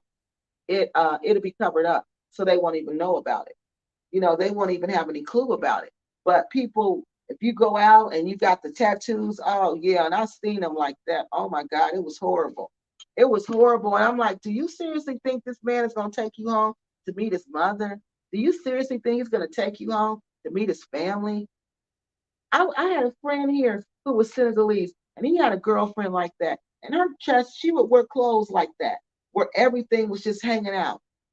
And when he actually brought her home, because remember, this wasn't wifey material, she was opportunity material. So he had to bring her home for everybody to meet her.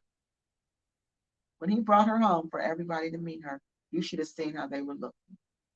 You should have just seen how they were all looking. No one took this woman seriously. No one. And they all knew what it was about. They knew this was opportunity material, and that's all it was. So yeah, you got to be careful how you represent yourself over there. You can't walk around like that. Even though that's okay here, it's not okay there. If you got them on your arms, just cover them up, because people will perceive you differently. They will, and they'll treat you accordingly. People will treat you accordingly. And that is so, so true. My in-laws are solely on a need to know basis on our exactly. And that's how it should be. A need to know basis. They are not covering up nothing. No. Who's not covering up anything, Miss Miriam? What you talking about? So another quality, so these committed African men that I'm talking about, these serious ones, okay? They are looking for certain qualities in you. Okay. We said they want you to be humble, they want you to be gentle, kind, they don't want you to be flirtatious, they want you to give them their attention, and they also look to see if you're hardworking. You may not think they're paying attention to that. And I don't mean hardworking like you got a hard work and you work hard at your job or you got a laborious job. No, they mean, do you work hard to make your life happen? Are you lazy? Are you a lazy type of woman who don't do nothing but sit around all day? Don't take care of her family, don't do nothing. What type of woman are you? That's what they want to know. If you're a lazy type of woman who don't clean, who don't cook and don't know how to cook. Oh Lord, if you don't know how to cook, that's real. They may tell you that ain't a problem, but that's a big problem. They're going to think you're lazy. They're going to think, what kind of family did this woman come from that she doesn't even know how to cook? So you can't be lazy. You got to be hardworking. You've got to be hardworking. Okay, so and then you know what? They look for people who are sincere and honest, not liars, not manipulators. Remember, you want a West African man, not a West African boy. Okay? A man is not going to operate on that low frequency. He's not going to do that of attracting manipulators and liars. That's a lower frequency. All right? So there may be a man inside of a boy inside of a man's body, but a real committed man, he's not going to operate on that vibration. Not at all. Okay? He's looking for somebody who's sincere, somebody who's honest, somebody who's hardworking. Nobody has time for games. That's the whole thing you got to understand. Nobody has time for games. It's time out for games when you're dealing with the real African man. Okay? They don't like women who have low moral code. All right? They don't. If they think you got a low moral code, they're not going to take you serious. You're just going to be somebody that they have sex with, somebody they use for a green card. You're not somebody they're going to take serious at all. But a real African man, he's not going to talk to you. He's not going to even play with you. He's not going to even use you for sex. If you wonder what happened, you met a nice African dude, and then all of a sudden he didn't call you anymore. That's what happened. That's what happened. That's what happened. He knew right away you was not serious and he was not going to take you serious. So he got away. He was like, I'm not wasting my time. I'm worried about our concept of dating when dating traditional people. Generally, African men can easily scam Western women for sex and a good time. But see, traditional is different from modern people. There's traditional African men, and then there's a modern African man, okay? And the modern African man, you know, he's not, it just depends on where that person is in their life. You know, if this person is looking for a serious committed relationship, they're not scamming anybody out of sex and a good time. They're not. But if they're not trying to be with you for real, yeah, they're going to scam you out of sex and a good time. If they're just there for the good time, yeah, that's what they're going to do. But that's why you got to look for these signs that we talked about. So you can know. Because you'll know. You'll know if they're there for sex and a good time. It's going to be so clear to you. So you got to remember this. Oh, this one's here for sex and a good time. Oh, I don't have time for sex and a good time. What do you think you're dealing with? Dismiss that person. Move on to the next. How dare you think I'm sex and a good time? Traditional Muslim, Christian, Ammonists don't accept sex from their traditional wives. Exactly. Thank you. And even modern ones don't. Even modern ones don't.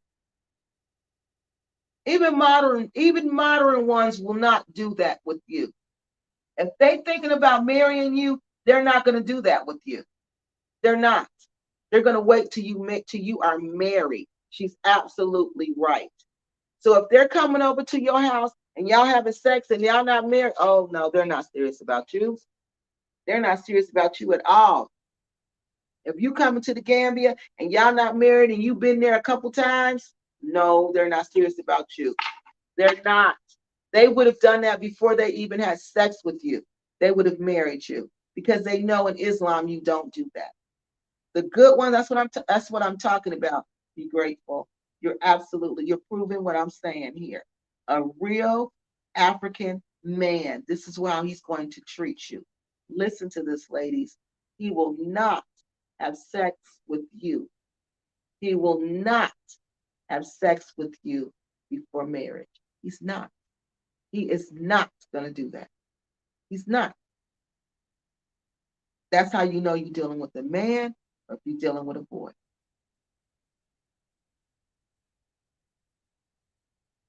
I'm so worried about this discussion. So I am worried. Why are you worried about this discussion? So am I worried about this? So I am worried about this discussion. Why? Explain it to me, be grateful. If the American wife is building the house, buying the business, and paying all the bills, does she get to make the rule? Okay, so when we're dealing with an African man, okay, she's not going to be doing that. When we're dealing with a real tradition, a real, not traditional, but a real African man, she's not going to be building a house, buying a business, and paying all the bills. She's not going to do that because the men in the Gambia are Muslims. That's against Islam. They're not going to be doing that, for one, okay? She may make more money than him just because of the currency transfer rate, okay? So that's okay that she makes more money than him. So her money's being put in is more has more value because she has foreign currency. But a real African man, he's putting in his dalasi also. Okay, he's spending his dalasi also. You're not just doing all that. You are not just doing all of that. You are not. You're not just buying everything. You're not just paying for everything. You're not doing all of that. So she's not going to make the rules. They're going to make the rules together. That's the whole thing. When we're talking about serious committed African men, he's not going to make rules over you. You're not his child. You're not his property. If that's what he wanted, he would have stuck to the traditional way and married some young person, some little young girl. He wouldn't be dealing with you if that's what he wanted. So he doesn't want somebody where he makes the rules. This is what I'm trying to get you to see. If he's trying to make the rules, he's not a man. He's not serious and committed about you. He's just going to tell you what to do and you just sit down and do it. But if this is a serious committed relationship, you make rules together. You make decisions together. You decide together. You need to say from the beginning, we're going to make these rules together. Okay? That's how the rules are made with adults. Don't be concerned before our Islamic ceremony. There is no sex nor expectation of it. Exactly. So what is he there for? At Queen Sugar. So, okay, I don't know what that. Okay. So, do we got any questions so far? No? All right. So you can't be lazy. We know that. You gotta have good moral character. Because who wants a woman who don't have good moral character? All right. So you gotta have good moral character. When you have good moral character, you're gonna attract somebody with good moral character. And he's gonna be with you and he's gonna be proud to be with you. And he's gonna build that relationship and he's gonna defend you to the end. He's gonna defend you to the end. You better believe that.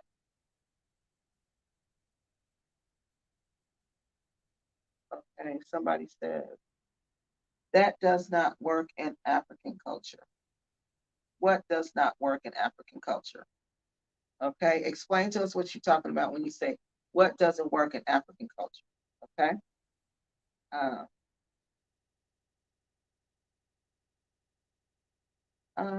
not for sex, according to for decoration, not for sex.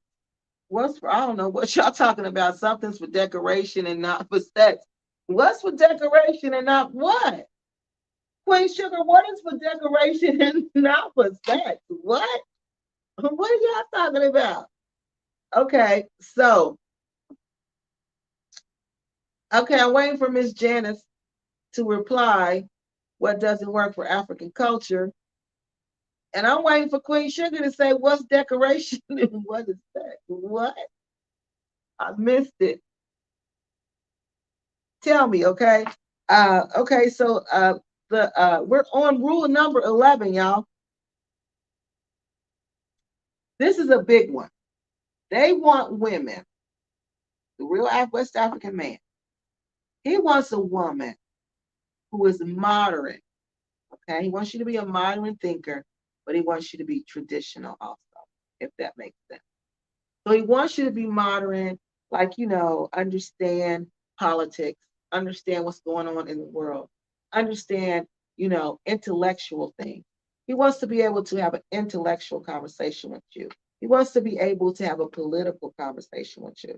Okay. But he also wants you to feel like you can cook, and you clean up the house, and you make sure the house runs smoothly.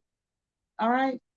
And you have to understand in these relationships that, like I said, we have to understand the roles that people play, your role in this relationship. He's going to go into this relationship knowing he is the leader in this relationship. Okay. Let's look at this as a corporation. Okay. So he is the CEO of the corporation. All right. You are the assistant CEO of this corporation. All right. You know how the assistant CEO, they'll have, or assistant, whatever. You're the assistant to the CEO. All right. And in this corporation, your role is to assist the CEO. You help the CEO make decisions.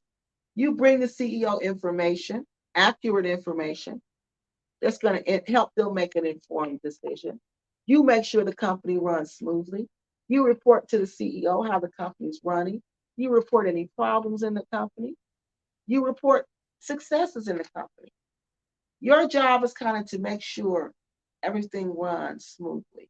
The CEO job is to provide the direction for it to run smoothly. And where does he get his information? Where does he get that information from to make his decisions for the direction of the company? From you. From you. So you're giving your input. He has his way of viewing things, and then he's going to have your input. He's not going to ever make a decision unless, now sometimes he may make a decision that you don't agree with, okay? But if he does that, that's because he believes that decision is what's best for the relationship, okay? He sincerely believes that decision is what's best for the entire relationship, whether you agree with it. If he overrides you, if he overrides what you say, it's because he believes that's what's best for everybody involved. Okay. Not because I'm the lead, I'm the CEO, and I make the decisions. No. If that's the type of man you're dealing with, that's not the type of man you want. That's not a mature West African man. It just isn't. All right, let's see what questions we have here. Because leaders know, to be a good leader, you have to be a good follower. I'm driving. As soon as I get back in the house, I will explain further, provided you're like, okay. Even if we're not on, put it in the comment section, okay? So I can see what you're talking about. But thank you for listening while you're driving. Be safe. She say the women's supposed to do all of that. She says the women's supposed to. I don't even think that's a lie. I think this is naturally, if this is naturally who you are as a person, you don't have to do anything. See, that's the key to this. If this isn't who you are as a person, yeah, this is a lot of work. But if this is who you are as a person, you just being you. You see what I mean? This is who they look for. This is the people they're serious about. This is the women they commit to. The other ones, not so much so. So if it's hard work, then it's not natural because it shouldn't be work at all. Nothing on here should be work. Nothing. Nothing on here should require work, the word work with it. Nothing. Because this is who you are as a person. Work could be connected with the relationship because you got to work at building that. And that's usually your communication. But not this part. This is who you are. This is who you are as a person. You shouldn't have to work at that.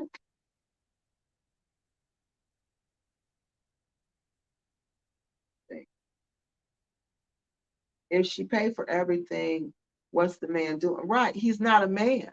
Because the man's not, African man's not going to let you pay for everything. He's just not. That's what I'm saying. So many of us have gotten involved with boys, West African boys. We don't even know a West African man when we see one. We don't even know what a West African man is supposed to be doing. And he's definitely, definitely not paying for everything.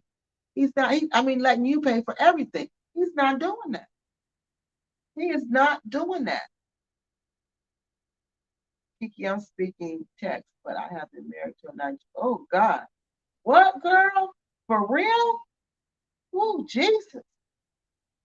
You've been married to a Nigerian for over 30 years. God bless you, sister. God bless you. You got to come on our show and tell you how. You got to come on, honey, and tell us how you did it. Email me. Tell me when you coming on. Tell us how you did it. Tell us how you did it. We want to know. Because a lot of the people I do immigration for are Nigerians. They're marrying Nigerians. So please, Miss Elaine, come on and tell us. 30 years, God bless you. You got some wisdom and some advice to give to all of us. So please come on the show and talk. You don't have to show your face. You can just use your picture. I am concerned because you have to direct the sisters not to have sex. Yes, she's right. And I do be grateful. I tell them, she's so right.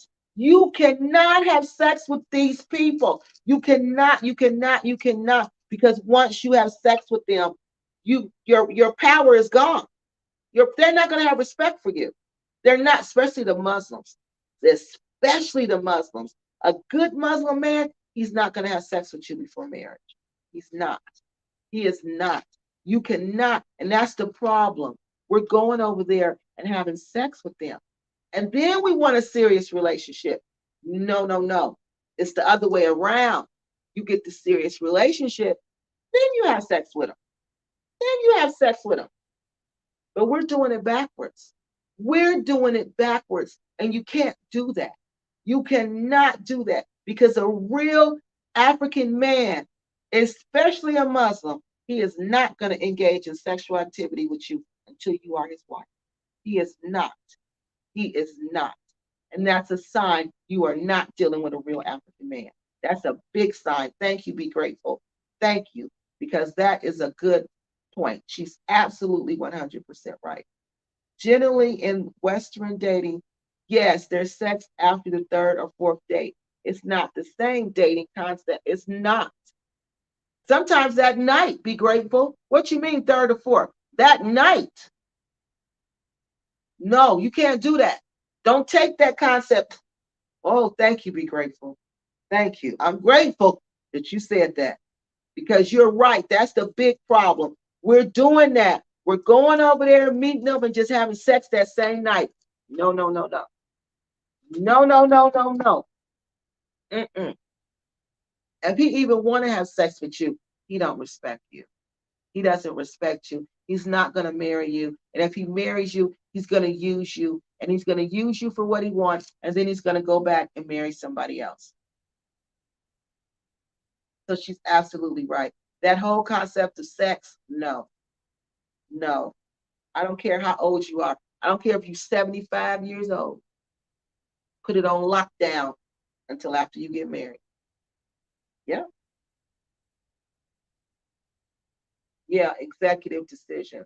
Sometimes they have to make executive decisions. And if they make it just like you in a company, this is an executive decision. He's going to tell you how I had to do this and why I did it.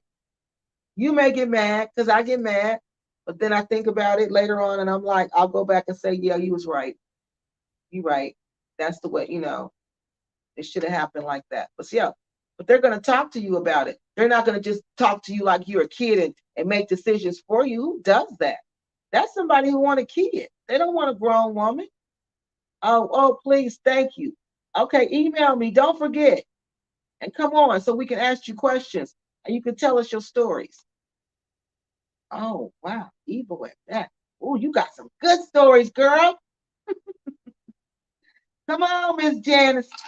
Email me when you get home, girl. Tell us. I know that it's different. I am trying to make American women right. Expect the same rights. Right. She's so right. As African, she's so right. And that's what I'm trying to do. But we got to carry ourselves right. We got to carry ourselves right. And we got to demand what they demand. And what they demand everything I said. They're going to demand you respect me.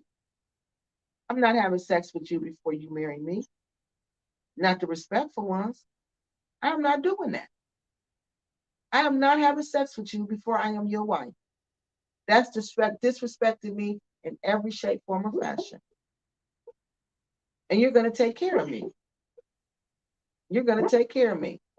Yep, that's what you're going to do. She's absolutely right. She is absolutely 100% right. And you have to understand that. And the only way you're going to understand that by studying the culture. You got to study the culture. You got to study the culture.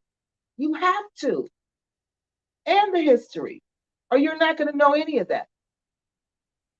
Oh, right. Yeah, I can't wait to talk to you. That's going to be really interesting.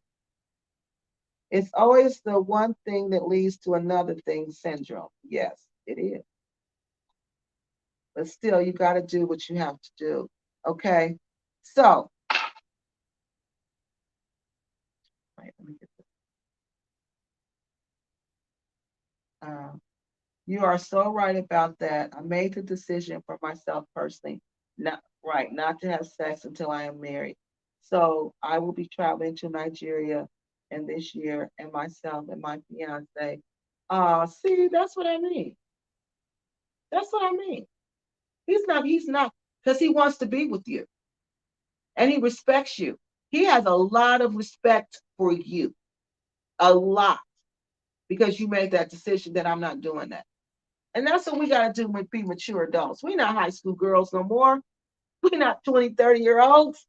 No, no, we're grown women. But remember, I told you that once you hit 40, you're considered a grown woman and the ancestors hold you accountable for everything you do? Make grown woman decisions. Present yourself as a grown woman. A grown woman is not going to Africa selling herself short, laying down with anybody and everybody. No, she's not. She's got rules. She's got rules. And I understand you make mistakes when you're on a drug called loneliness. I understand that. But just snap back and get it together. Get it together. All right. So to build this relationship, that to really have, to know your relationship is serious and committed, you're going to have these things. You're going to notice that you have love in your relationship. You're going to notice that you guys are committed to each other. And you're going to notice that you guys trust each other. Even if he's in the Gambia and you in the United States, you two trust each other. You two have the ultimate trust for each other. You two are committed to each other. No matter how many women he see, no matter how many men you see, that will not affect how you two feel about each other. And your relationship is built on love. Nothing more than that. Y'all two love each other. We love each other. We got married because we love each other. We didn't get married because he want to come to America. We didn't get married because I want to go to Africa. We got married because we loved each other. And grown people can feel that. You can feel that. You know what I'm talking about. You'll feel it in your heart. You'll feel it in your soul. And you'll know something is different about this person. And you'll both know. And you'll both say, okay, so you grown, I'm grown. You like me, I like you. So what are we going to do? We going to be kids? Or we going to get married and see what happens? So you get married. You see what happens. You see what happens. Because you got to always take a chance on love. You got to always take a chance on love. That's what I believe. You got to always take a chance on love. Sorry, KeKe. Oh, I'm so sorry. Be grateful. I'm so sorry. I should have known. I should have known. Thank you. Because see, and it's a man telling us that. Because he know, y'all. So please, please listen. Please listen. Because people ask me, how do you meet all these African men who want to marry you? Not one of them want to be your boyfriend. They all want to marry you. How do you meet them? And I'm going to tell y'all for real. It's just how I carry myself. It's just how I carry myself. It's how I carry myself. It's how I present myself. It's the person I am. I try to be the best person I can be. And when you put that energy out, you're going to bring that back. I study West African culture because I love West African culture. That's my culture. Sprinkled with a little American. Give it that American twist. But yeah, that's what you got to do. For real. For real. I'm Senegalese. Oh, tell her thank you. Yep. Tell her people, my Senegalese friends always tell me I look Senegalese all the time. And guess what? Then my Malayan friends always say, no, you look Malayan. And I was like, well, they say I look Senegalese. And they would always say, my Malayan friends would always say, well, that's because all the Senegalese men go to Mali because all the beautiful women are in Mali. And then they marry them and they bring them back to Senegal. So that's the story. So tell her, I said hello and thank you for watching. And thank you, be grateful for bringing that up because that is so true. That is so true. That is so true. That's where we're making the mistake. It's not that we're not loving these men. It's not that we're not good to these men.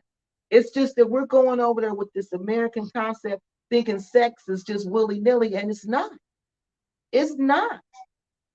To them, if you give up sex like that, oh, you're not nobody they taking home to meet their parent. And if they are, you're an opportunity. You're an opportunity. That's all. You got to remember, no. Just because you get screwed and scammed by a West African man predator, you think, no, you must didn't hear what I said earlier. You must have just joined me. So no, I didn't. No, actually, no. You weren't here from the beginning. So you got to watch the replay. Travel with Tay Tay's best friend, her troll queen. You thought I didn't know who you are? I know exactly who you are, troll queen. But no, you have to watch from the beginning. It takes more than that. I've been talking about this for 2 hours and 12 minutes. It takes a little bit more than being screwed and scammed by a predator to talk about the things I've been talking about, ma'am.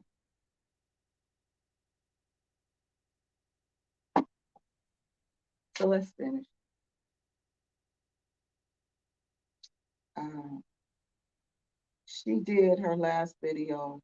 You have to go back and watch it. Right. She needs to go back to the beginning. But this is Travel with Tay Tay's buddy, y'all.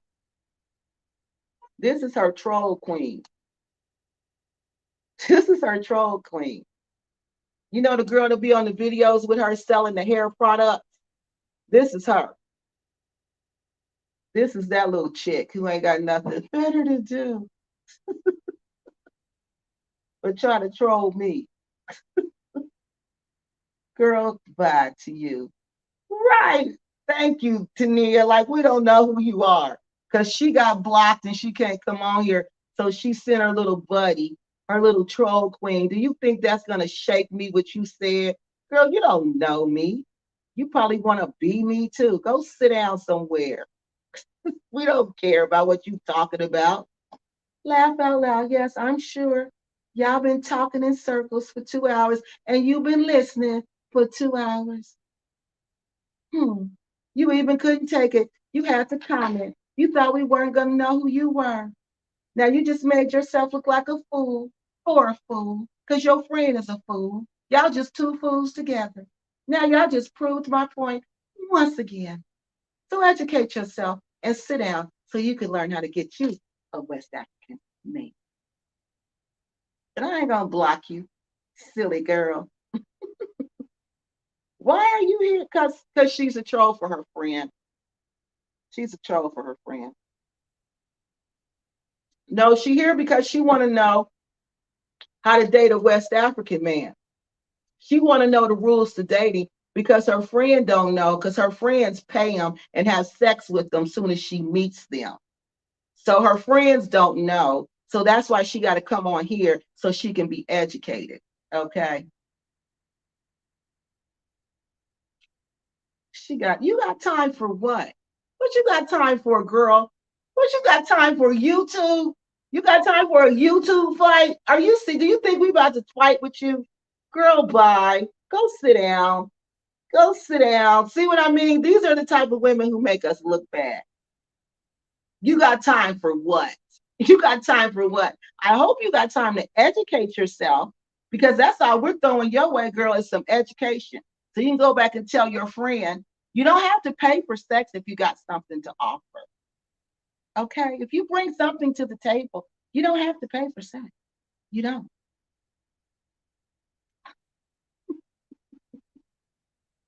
Look at this, y'all. Now look at this. For your ugly blonde wig. Actually, I happen to love blonde wigs.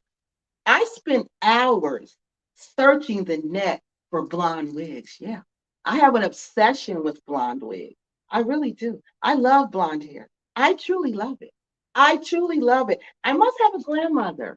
The one from Norway. She probably has blonde hair. Yeah. I'm probably channeling her this lifetime also. So that's why I wear blonde hair. Yeah. Sure do. I love blonde wigs. I love wigs. I love extensions. I love it all. I'm a girly girl. I love it all. I love it all. Anything else you'd like to know? I'm so dead. Yeah, you really are. Yeah, you really are. Pretty much. Pretty much, you really are. You really are. You really, really are. Yeah, you really are. I wouldn't say I'm obsessed with them. You obviously have time. You have lots of time. I know you're obsessed with. I am. I love it. Let me tell you, you should see my collection. I have so much blonde hair. I have not even used it. Y'all see her friend mad because I don't talk about her. Y'all see that? Because I don't talk about the trash can, the peasant, the dusty peasant.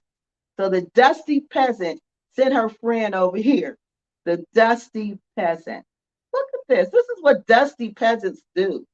This is them, y'all. Dusty peasant, the dusty peasant. But y'all know KeKe loves Nigeria. She will give the dusty peasant a voice. The dusty peasant and her trolls. The dusty peasant. Hi, Miss KeKe. This is an interesting topic. I suggest acquiring the points of views from married Gambian women on what they expect. Why? Why would we do that though? Because you got to think, if we're not Gambian women, so why would we talk about what they expect? Because what they expect is going to be completely different from what we expect. Okay. And when I was looking up this, when we were talking about this, when I was looking up information about this, I did see something about with African women, and the rules were completely different. The rules were completely different. So you can't really apply the rules to African women to women of the West from the West because they treat us differently. I'm just and African women say that they treat you guys differently. Yeah, they do. They do treat us differently. So the rules are different. So we can't apply those rules or they won't work. Okay. So that's why it won't work. They're completely different. Excellent healing information. You should accompany this with a blog. I think and link it with your viewers. Okay. Bye. I love you. So you know what? Okay, I'm gonna check into that because you know what? Somebody else keep telling me to do that. They really keep telling me I need to do that. So I'm gonna have to check that out. Because you guys usually be right. I don't even like art, Kathy. What? What does art? You don't even like art, Kathy, girl. What does art, Kathy, got to do with this? She ain't my friend. I don't know art, Kathy, and art, Kathy don't know me. So what are you talking about? See what I mean, y'all? Birds of a feather flock together. I think dating is hard, man. You know what, Robin? I am. It is because you got to remember when you date, what are you doing? Two people are coming together. Okay. Two people are coming together. And when those two people come together and try to work together as a team, that's extremely difficult. It's extremely difficult. That's why you got to have clear, defined rules to the game that you're engaging in. Because if not, man, you just you can't. You got to have clear rules. Or you're going to have confusion. You're going to have chaos if you don't. Yeah, and it is. You're so right. Dating is hard. No matter who you date, it's really hard. It is really hard.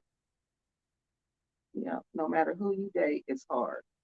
It is a hard thing, and you got to give your all for it to work. But she is right about ugly black women like you. Okay, okay, LOL. So yeah, you just gotta. The whole thing really comes down to you want to be a. I don't know what that means. And yes, you are dead. Pretty much you are. You are pretty much dead soul. You and Dust, the dusty peasant, your souls are pretty much dead. That's you got that right. You are what we would consider a dead soul. And guess what? When you die and you come back, you're gonna come back as an amoeba. You and Dusty travel with Tay Tay, the peasant. You won't even come back as humans. This is gonna be so far above your head. But you go Google this, okay, little girl. You go Google this, okay? When you die and come back, because you're destined to come back, because you ruined this life. So when you die and come back, you'll come back to the second dimension, okay? We live in the third dimension. You'll come back to the second dimension. Humans don't even live in the second dimension. You'll come back as an amoeba. You'll come back as a virus. You won't even come back as a human. You and Dusty travel with Tay Tay, the peasant. Okay, now Google that, little girl, and learn about your next life, the amoeba.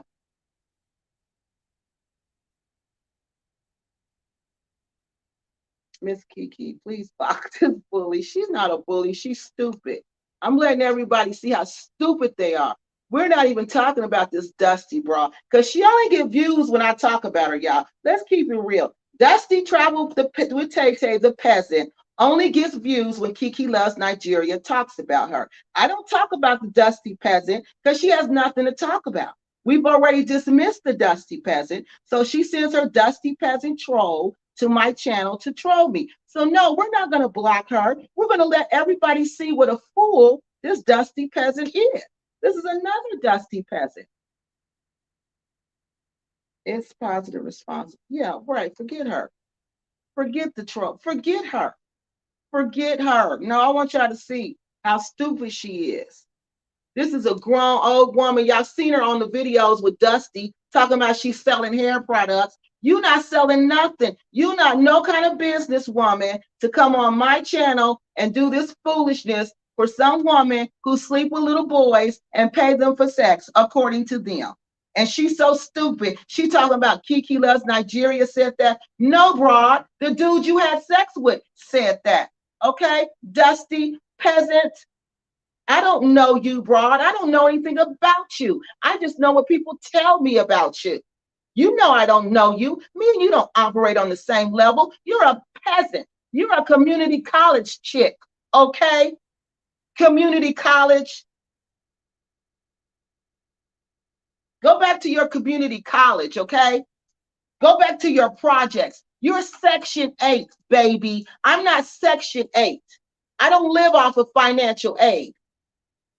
I don't live my life and tell people I have money and it's federal financial aid and use it for drug deals. That's what your friend does. Okay? Now, shall we go on? Because some people didn't know all of this, but you want to come on here and you want to bring up your friend? Exactly. All facts that your dusty peasant friend paid $700 to Phoenix Rain's daughter for a drug deal that they conspired to ship drugs to the Gambia.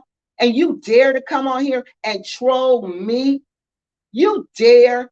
You're that stupid and you're a businesswoman. What business do you run? What business do you run? Who do you think is going to buy from you? You made a fool's move. You aligned yourself with the dusty peasant because you thought she was going to get you some business. She can't even get herself no business. Now let's continue, little girl. You want to play? You want to play dusty peasant? I'm going to show you what we do to dusty peasants who dare to step to us. Now let's continue, dusty. You want to come on my show and play with me? Dusty number 2, the dusty peasant number 2. You trolling for a man who can't even get, for a woman who can't even get a man. She can't even buy a man. She riding around with her dogs in a third world country because she can't even get a man. She can't even buy a man because don't nobody want her. And obviously don't nobody want you either, because if they did, you wouldn't be on here trolling for a dusty peasant.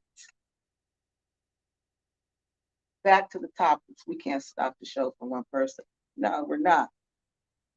But I'm going to let this dusty peasant know. How dare you, dusty peasant? If you're not coming before me to bow, you better get out the way.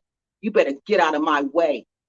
I'm not fooling with you dusty peasants anymore. I'm going to treat you like you deserve to be treated, like nothing, like trash, like the trash you are. You are beneath me. Your soul is beneath me. Your grandmothers are beneath me. Your grandfathers are beneath me. Your great ancestors are beneath me, child. Everyone in you and Dusty's bloodline are beneath me. Now let's continue. But it's good to still be good to hear others' point of view. Yeah, it really is. Yeah, it is to hear their point of view, but they need to be honest about their point of view. A lot of them won't tell their point of view.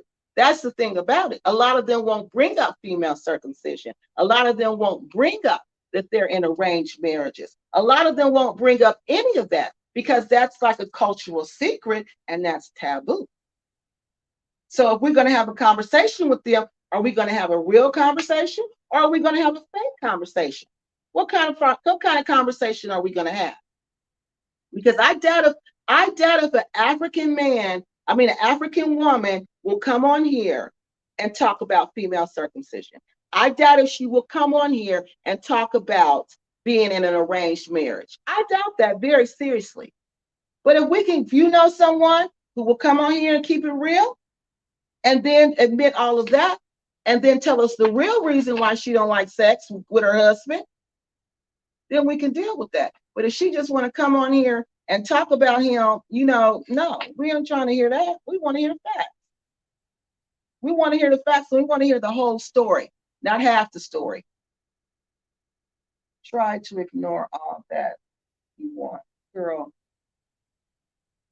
You try to ignore all that you want, what I just said about you and your ancestors, okay? Okay? Okay? That's what a dusty peasant you are.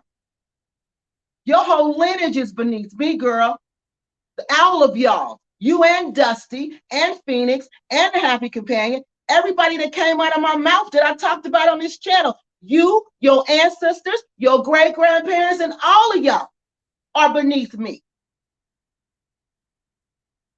Like Michael Jackson said. Now, y'all want to be starting something? Y'all want to be starting something?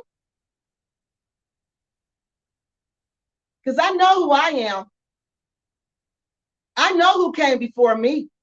I know what they do. But I guarantee, little girl, you don't know who you are. Because if you knew who you were, you wouldn't come for me. You wouldn't come for me. You wouldn't come for me, bruh. You wouldn't come for me if you knew who you were. You wouldn't dare. You wouldn't dare. You wouldn't dare. Now, dusty peasant, let's continue. Dusty peasants. Every time you dusty peasants dare to step with me, I'm going to roll on top of you. You know your place. You know you beneath me. You know you don't dare step to me. You know you don't dare. But you think because we on YouTube, you can step to me? Now let's continue. Where are you, dusty peasant? Dating is challenging anywhere. And it is. It really is. That's why you got to know the rules to the game. That's why you got to know. That's why you got to know. Because if not, you're going to get messed up. Hi, KeKe. I like these new topics you're doing. Question. How do you know if he has a wife back home?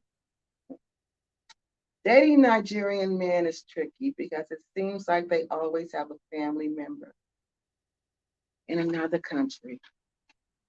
Now, happy one. Most of the time, Africans, I'm just going to tell you 100% the truth. Most of the time, Africans get married really young. The men will usually be no older than 30, 31. The women will usually be early 20s, 18, 19, 20, around that age, sometimes younger than that. Okay? So if you meet you an African man and he's older than that, he's probably married, or he's probably been married, or he's probably in an estranged marriage. Okay? Now, let's talk about that. Married, the wife will be down with it. She'll be down with him talking to you. She'll be cool with it because she knows economically she's going to benefit. She knows she's going to come up from that because he's going to come up from being with you. So she'll play along. So the way you're going to tell, he's going to not want to take you to Nigeria. He's never going to want you to go. He's going to always be on the phone having conversations with some woman. You're going to hear a voice. You may not understand what they're saying, but you can feel by the tone. Listen to the tone of what they're saying and how they're saying it.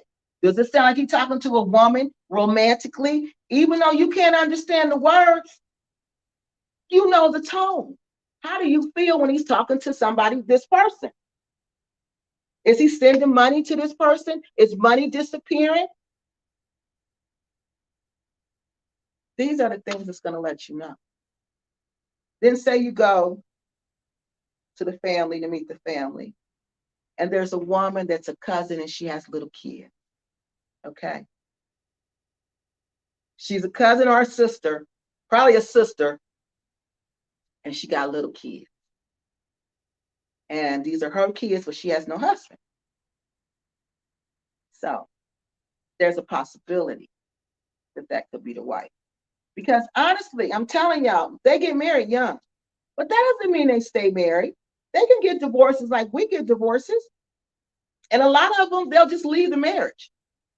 Because some of the marriages are not like our marriages. They're traditional. They do need to end them. They really do. But especially in the Gambia, they'll just leave. They'll just leave the relationship and be done with it and go on. So the way you're going to tell that he's in this relationship and he's still having a relationship with this woman, he's going to be on the phone talking to this woman. He's going to spend time with this woman. He's going to do all of that. You're going to feel it. He's not going to want you to go to Nigeria. You're going to feel all of this. Just follow your instinct. Your instinct is going to tell you. Your instinct is going to tell you. And the family will lie. The family will lie and the family will cover it up. You're absolutely right. They will. But that's why you got to go by what you believe and what you know to be true. She will just come back. Yeah, she will. So nobody has time for that. Man, I'm just going to crucify her every time she comes for me. I'm just going to crucify her and her grandparents. I'm going to crucify her whole lineage because they all trash. They all trash. There ain't an honorable bone in her body, or Dusty, the dusty peasant, travel with Tay Tay. Now, we ain't even talking about them. So, no, I'm going to just crucify her. I'm going to talk about her so bad she going to want to go home and kill herself. Now, you dead? Yeah, you really going to be dead. Yeah, you really are. You a dead soul, like I said. A dead soul, and you're destined to come back as an amoeba. You won't even come back to this. You won't even come back to the third dimension. You and Dusty travel with Tay Tay. Y'all so trashy. You're going to come to the second dimension. You don't even know what an amoeba is. It's a one-celled organism. That's what you are. That's what you're going to be. I promise you. You're going to say, Dad, KeKe loves Nigeria told me I was going to be an amoeba. She told me that. Yeah, you should have listened to him. Should have listened to him. Yeah. Yeah. Yeah. Don't come on here playing with me, little girl, because I blocked your friend and she paid people to have sex with her. So you mad at me? Be mad at her. Don't be mad at me. Be mad at her because she's a dusty peasant. And you are dusty peasant friend here to do her dusty, dirty work. Just be exactly. Just be yourself and learn their culture. That's all you got to do. That is the key. She's so right. Be yourself and learn. She is Queen Sugar. They're going to come back as an amoeba. I've studied this. And people like that who come here and act like travel with Tay, Dusty, the dusty peasant, travel with Tay Tay and her friend, this is what these people come back as. They can't even come back as humans because they messed up so bad. They got to come back as amoebas and viruses, and they got to come back to the second dimension and earn their way back to being humans, because that's what a waste of a life they are. They wasted their whole life here. Their whole life, they wasted it. Yeah, they're trolls. They wasted it. You wasted your life. You could have been a better person. They didn't want to be a better person. So now she wants some of this. Come get some. Girlfriend, you're going to be having bad dreams tonight. You're going to be having bad dreams tonight. I guarantee you that. Yep, I'm like Chucky. Yep, I am like Chucky, honey. Yep, you're going to have all kind of bad dreams tonight. I'm going to get in your head and dance tonight. Watch me, baby girl. What? You better pray before you go to sleep tonight. Pray peace over your mind, because KeKe love Nigeria got your mind, girl. I think you mean to bring Gambian women to explain traditional rights and expectations in dating and their marriage. But yeah, but how is that going to help us, though? That's the problem. We need to know how about our situation. Their situation is their situation. We are not them. They don't treat us like them. They're not going to treat us like them. Now, if y'all just want to know about their situation, we can ask them to come and talk about their situation. But I don't know how that's going to help us, except if it can inform us. And all information is good information, right? So if y'all want somebody to come, I don't know any Gambian women that will do that. Most of the Gambian women I know, they will not come on YouTube. They will not come on social media. Not the ones we want to talk to. They are not coming on here to talk to us about their personal lives. Is there any chance you ladies can make up and agree to disagree? Who are you talking about? Travel with Tay Tay, Dusty, the dusty peasant? No, Alexis, she's not a person. If she was a human being, we could agree to disagree. This is not a human being we're dealing with. This is an organism. This is an evil being has taken over this body and is operating in her body. This is not a human. That's what you got to understand. These look like humans, but they're not. These are evil, lower dimensional spirits operating through these people. That's why she laughed, that stupid laugh, because that's that spirit inside of her. It makes no sense because it's a delusional spirit. How do you agree to disagree with somebody who's delusional? She went and let somebody make complete lies about me. She let that stand on her channel. I went to her. to tell her those are lies. I'll give you an exclusive interview. You can ask me anything you want to about me. She couldn't even respond. She goes on to talk about she's going to roast me. Are you serious? I'm sorry, Miss Alexis. I agree to disagree with a whole bunch of people. A whole bunch of people, because intellectual people disagree all the time. But this dusty peasant and her troll are not people. I'm telling you, they are not people. I'm not dealing with a person. So I'm not going to treat them like they're a person. I'm going to treat them like what they are.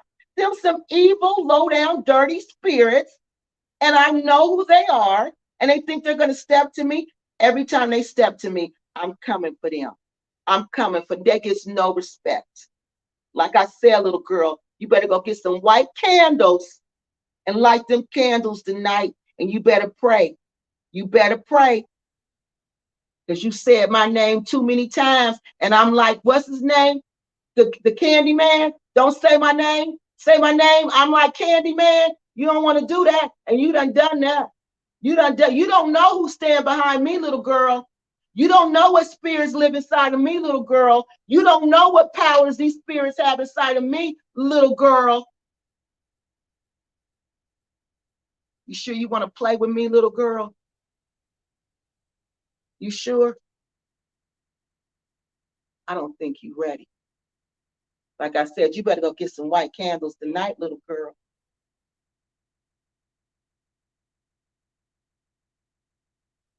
I've heard that some West African men, that if they take an American foreign wife, they can also be required to take a wife from their village back home to ensure that they can pass their culture down. That probably so.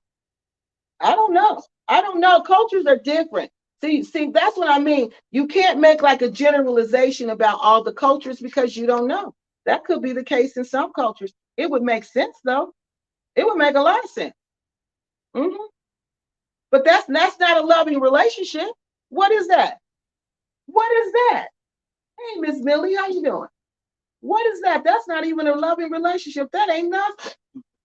Just to pass the culture down. What? See what I mean? So how are you supposed to have sex when the sex is all about just to pass the culture down? That would take an actual mature person. Yeah, she isn't. These are not mature people. These aren't even people. I'm telling y'all, these are not people we're dealing with. They look like people, but they're not. They're not. They're not people. Okay. A long time ago, evil spirits went inside of these people and they took root inside of them and they live. And a lot of these people are in the Gambia walking around looking like everyday people. But you can tell by their behavior and their mannerism, these are not normal people because normal people don't do the stuff they do.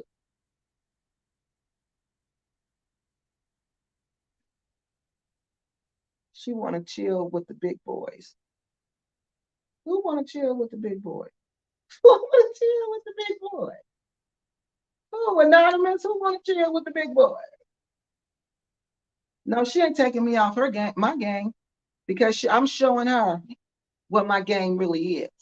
My game is versatile. I can play any way you want me to play. That's how I've succeeded in life. Yeah, I can switch it up real quick. You see, I'm going back to my topic. I'm dealing with my trash and I'm going back to the topic, but you're not going to come for me and think I'm going to just sit here. No, we're not doing that. We're not doing that. Can you stop trying to run KeKe show? Can you stop trying to run KeKe show? What? What are you talking about? You're always trying to tell her what she should and shouldn't respond to. This is her face. See, oh Lord, y'all see what the next, see what I mean? See what an evil spirit this is? See what I mean? See how she done brought this negativity over here. Now look at this, y'all. No, no, happy one. No, she don't. I know what she means. I know what she means. I know what Alexis, she has a good heart. No, I know what she means. Okay. But thank you, happy one. Thank you. But she don't mean it like that. Lord. Oh God. What did I just Miss Millie? What did I just step into? I said, oh, this is gonna be a nice peaceful show. No, no, none of this. And look what happened. Lord, Lord have mercy. Wow.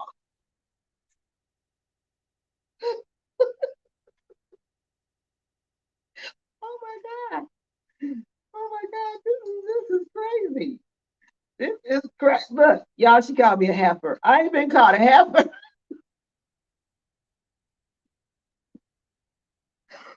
Oh my God. Yeah, I ain't been called a heifer. I can't even remember. I think I was in high school last. Somebody called me a heifer. Well, KeKe has spoken. Any more questions? Oh God. I'm not dating anyone besides Black Americans. But if I leave the US to live, some great tips. Yeah.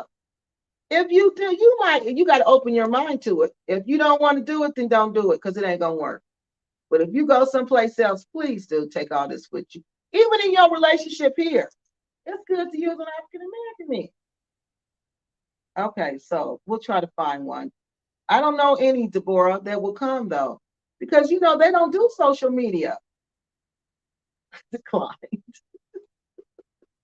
They don't do social media like that. They don't, especially Gambian women. Nigerian women, they don't mind, but not Gambian, no. They don't believe it. They won't do that. Yeah, they will not do that. They will not. Come on, no, they won't. Mm-mm, not at all. Just try. Tired of you trying to kill.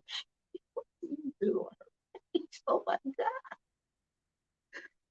Oh my God. Lord, what happened today?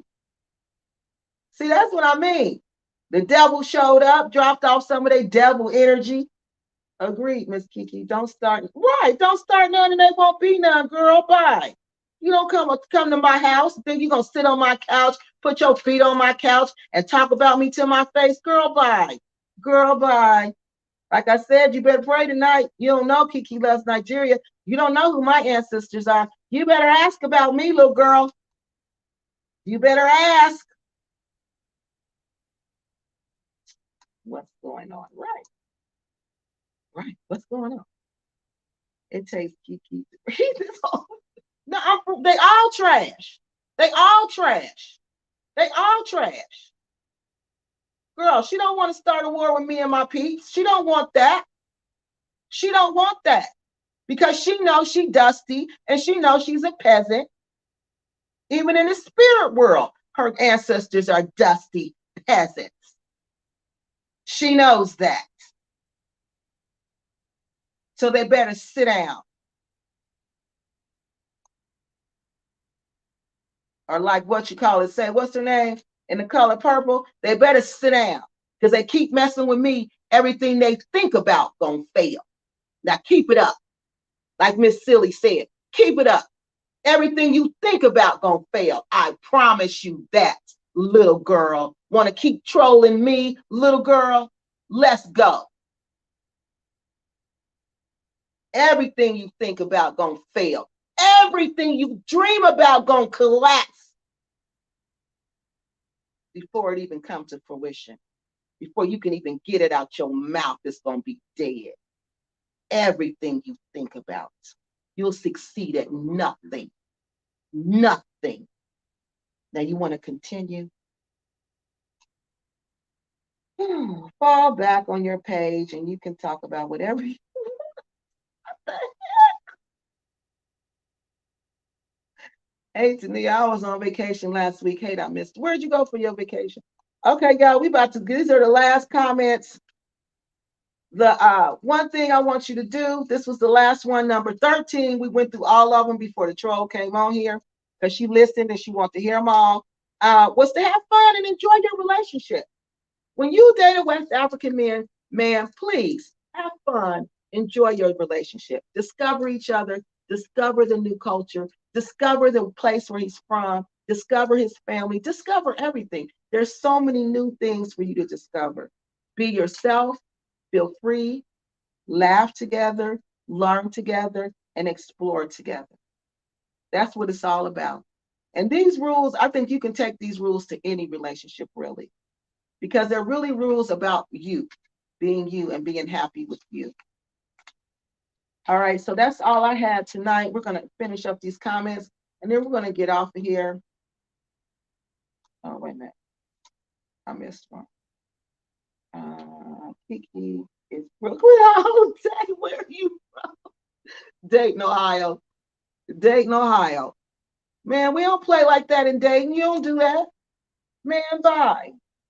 Happy one declined. I can't tell everyone so what to do. If I'm asked a question, get out your emotions.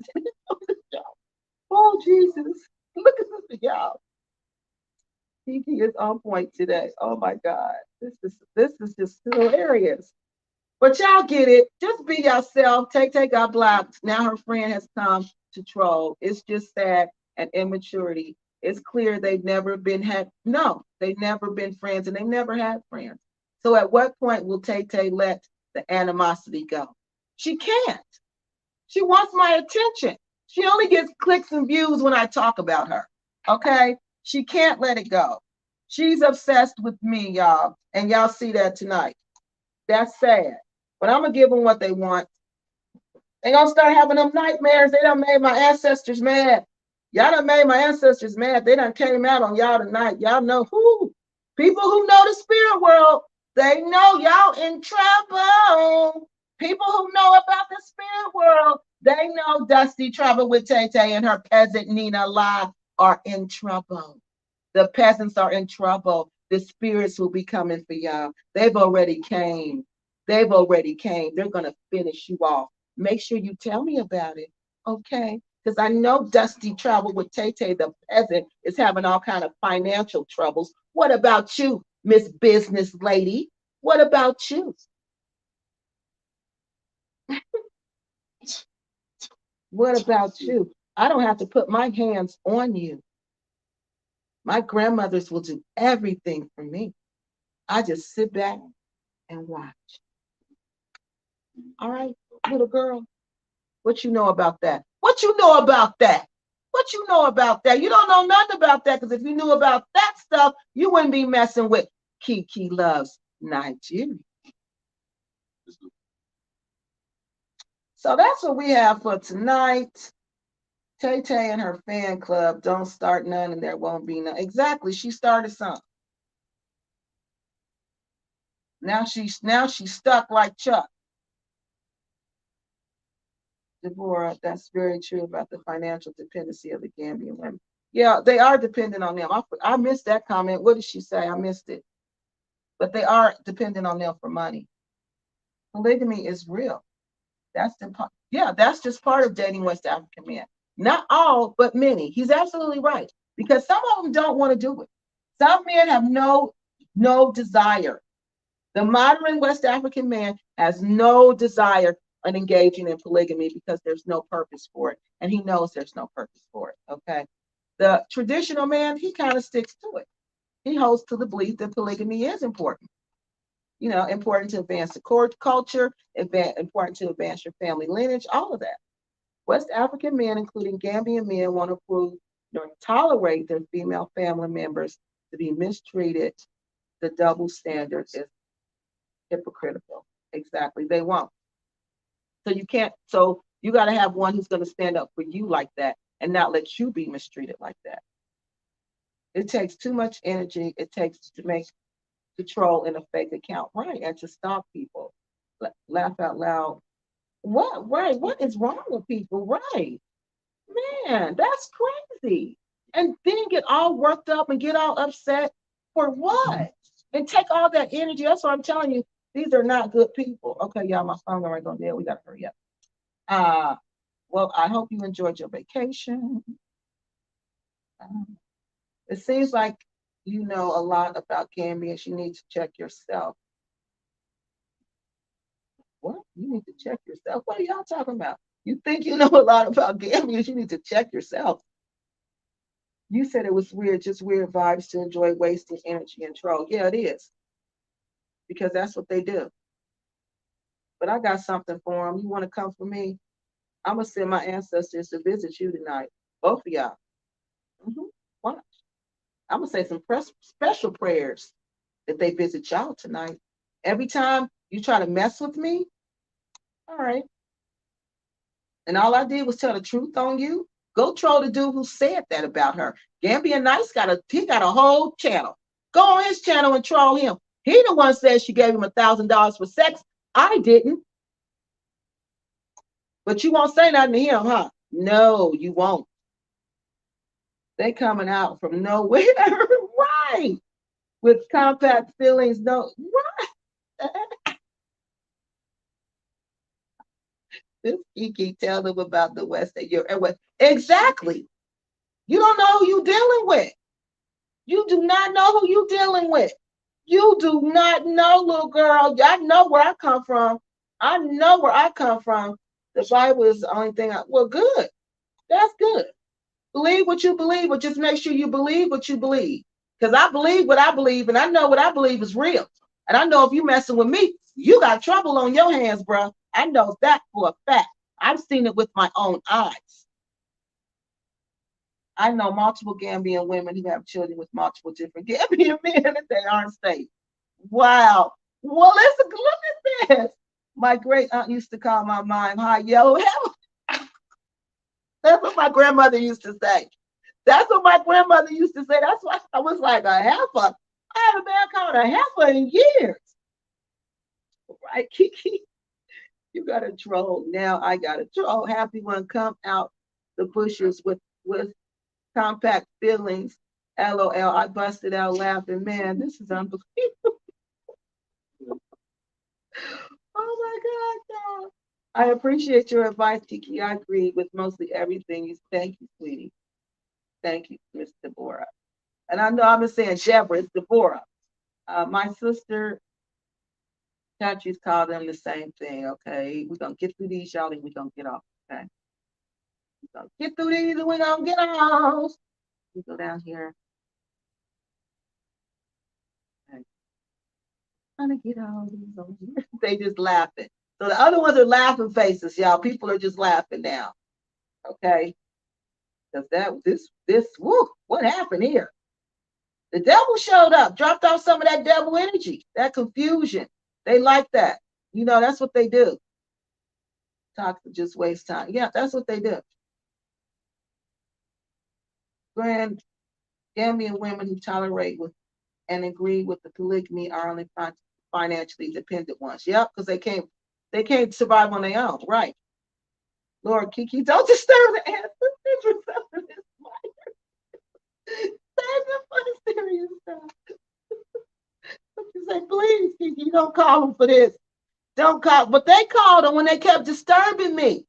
They called them because they don't like when they mess with the ones you love. I'm telling y'all, this Malayan dude told me that a long time ago. He said, your ancestors do not play when it comes to you. He said, I beg them for forgiveness, and whatever I did to you that was wrong, please forgive me and ask your ancestors to leave me alone because they love you. And when somebody mess with you, they come for them. I said, well, I didn't ask them to mess with you. He said, you don't understand. When your ancestors love you, you don't have to ask them to do anything.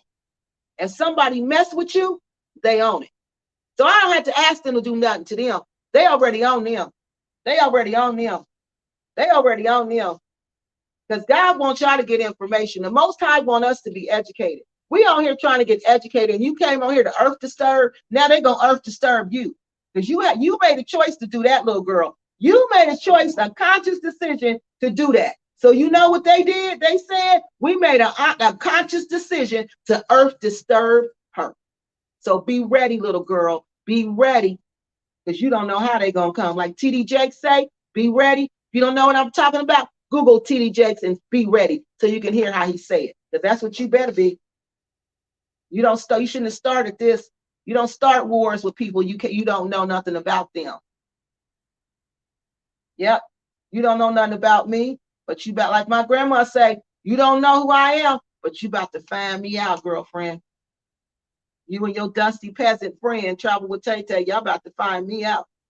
Tay Tay already finding me out. She already know who she dealing with. So that's why she said, you go do it. You go do it. And you did it like a stupid fool. You jumped into it. Good night, KeKe. Good. Yeah, exactly. Right. We need it. She better go get her some sage, but she don't know nothing about that. That'll backfire on her because she's evil. Don't mess around with the West African side. Right. Don't mess because she don't know. She don't know I be in touch with that side of me. She don't know that. She don't know that I know about that side of me. She don't know I know what my ancestors used to worship and what they used to do. You don't think I know? You don't think my grandmother taught me, little girl? That's because you don't watch my videos. You don't know what I know. But if you watch my videos, you would know I ain't messing with that woman. All right, y'all. We out of here tonight. Y'all have a good one. And I'm out.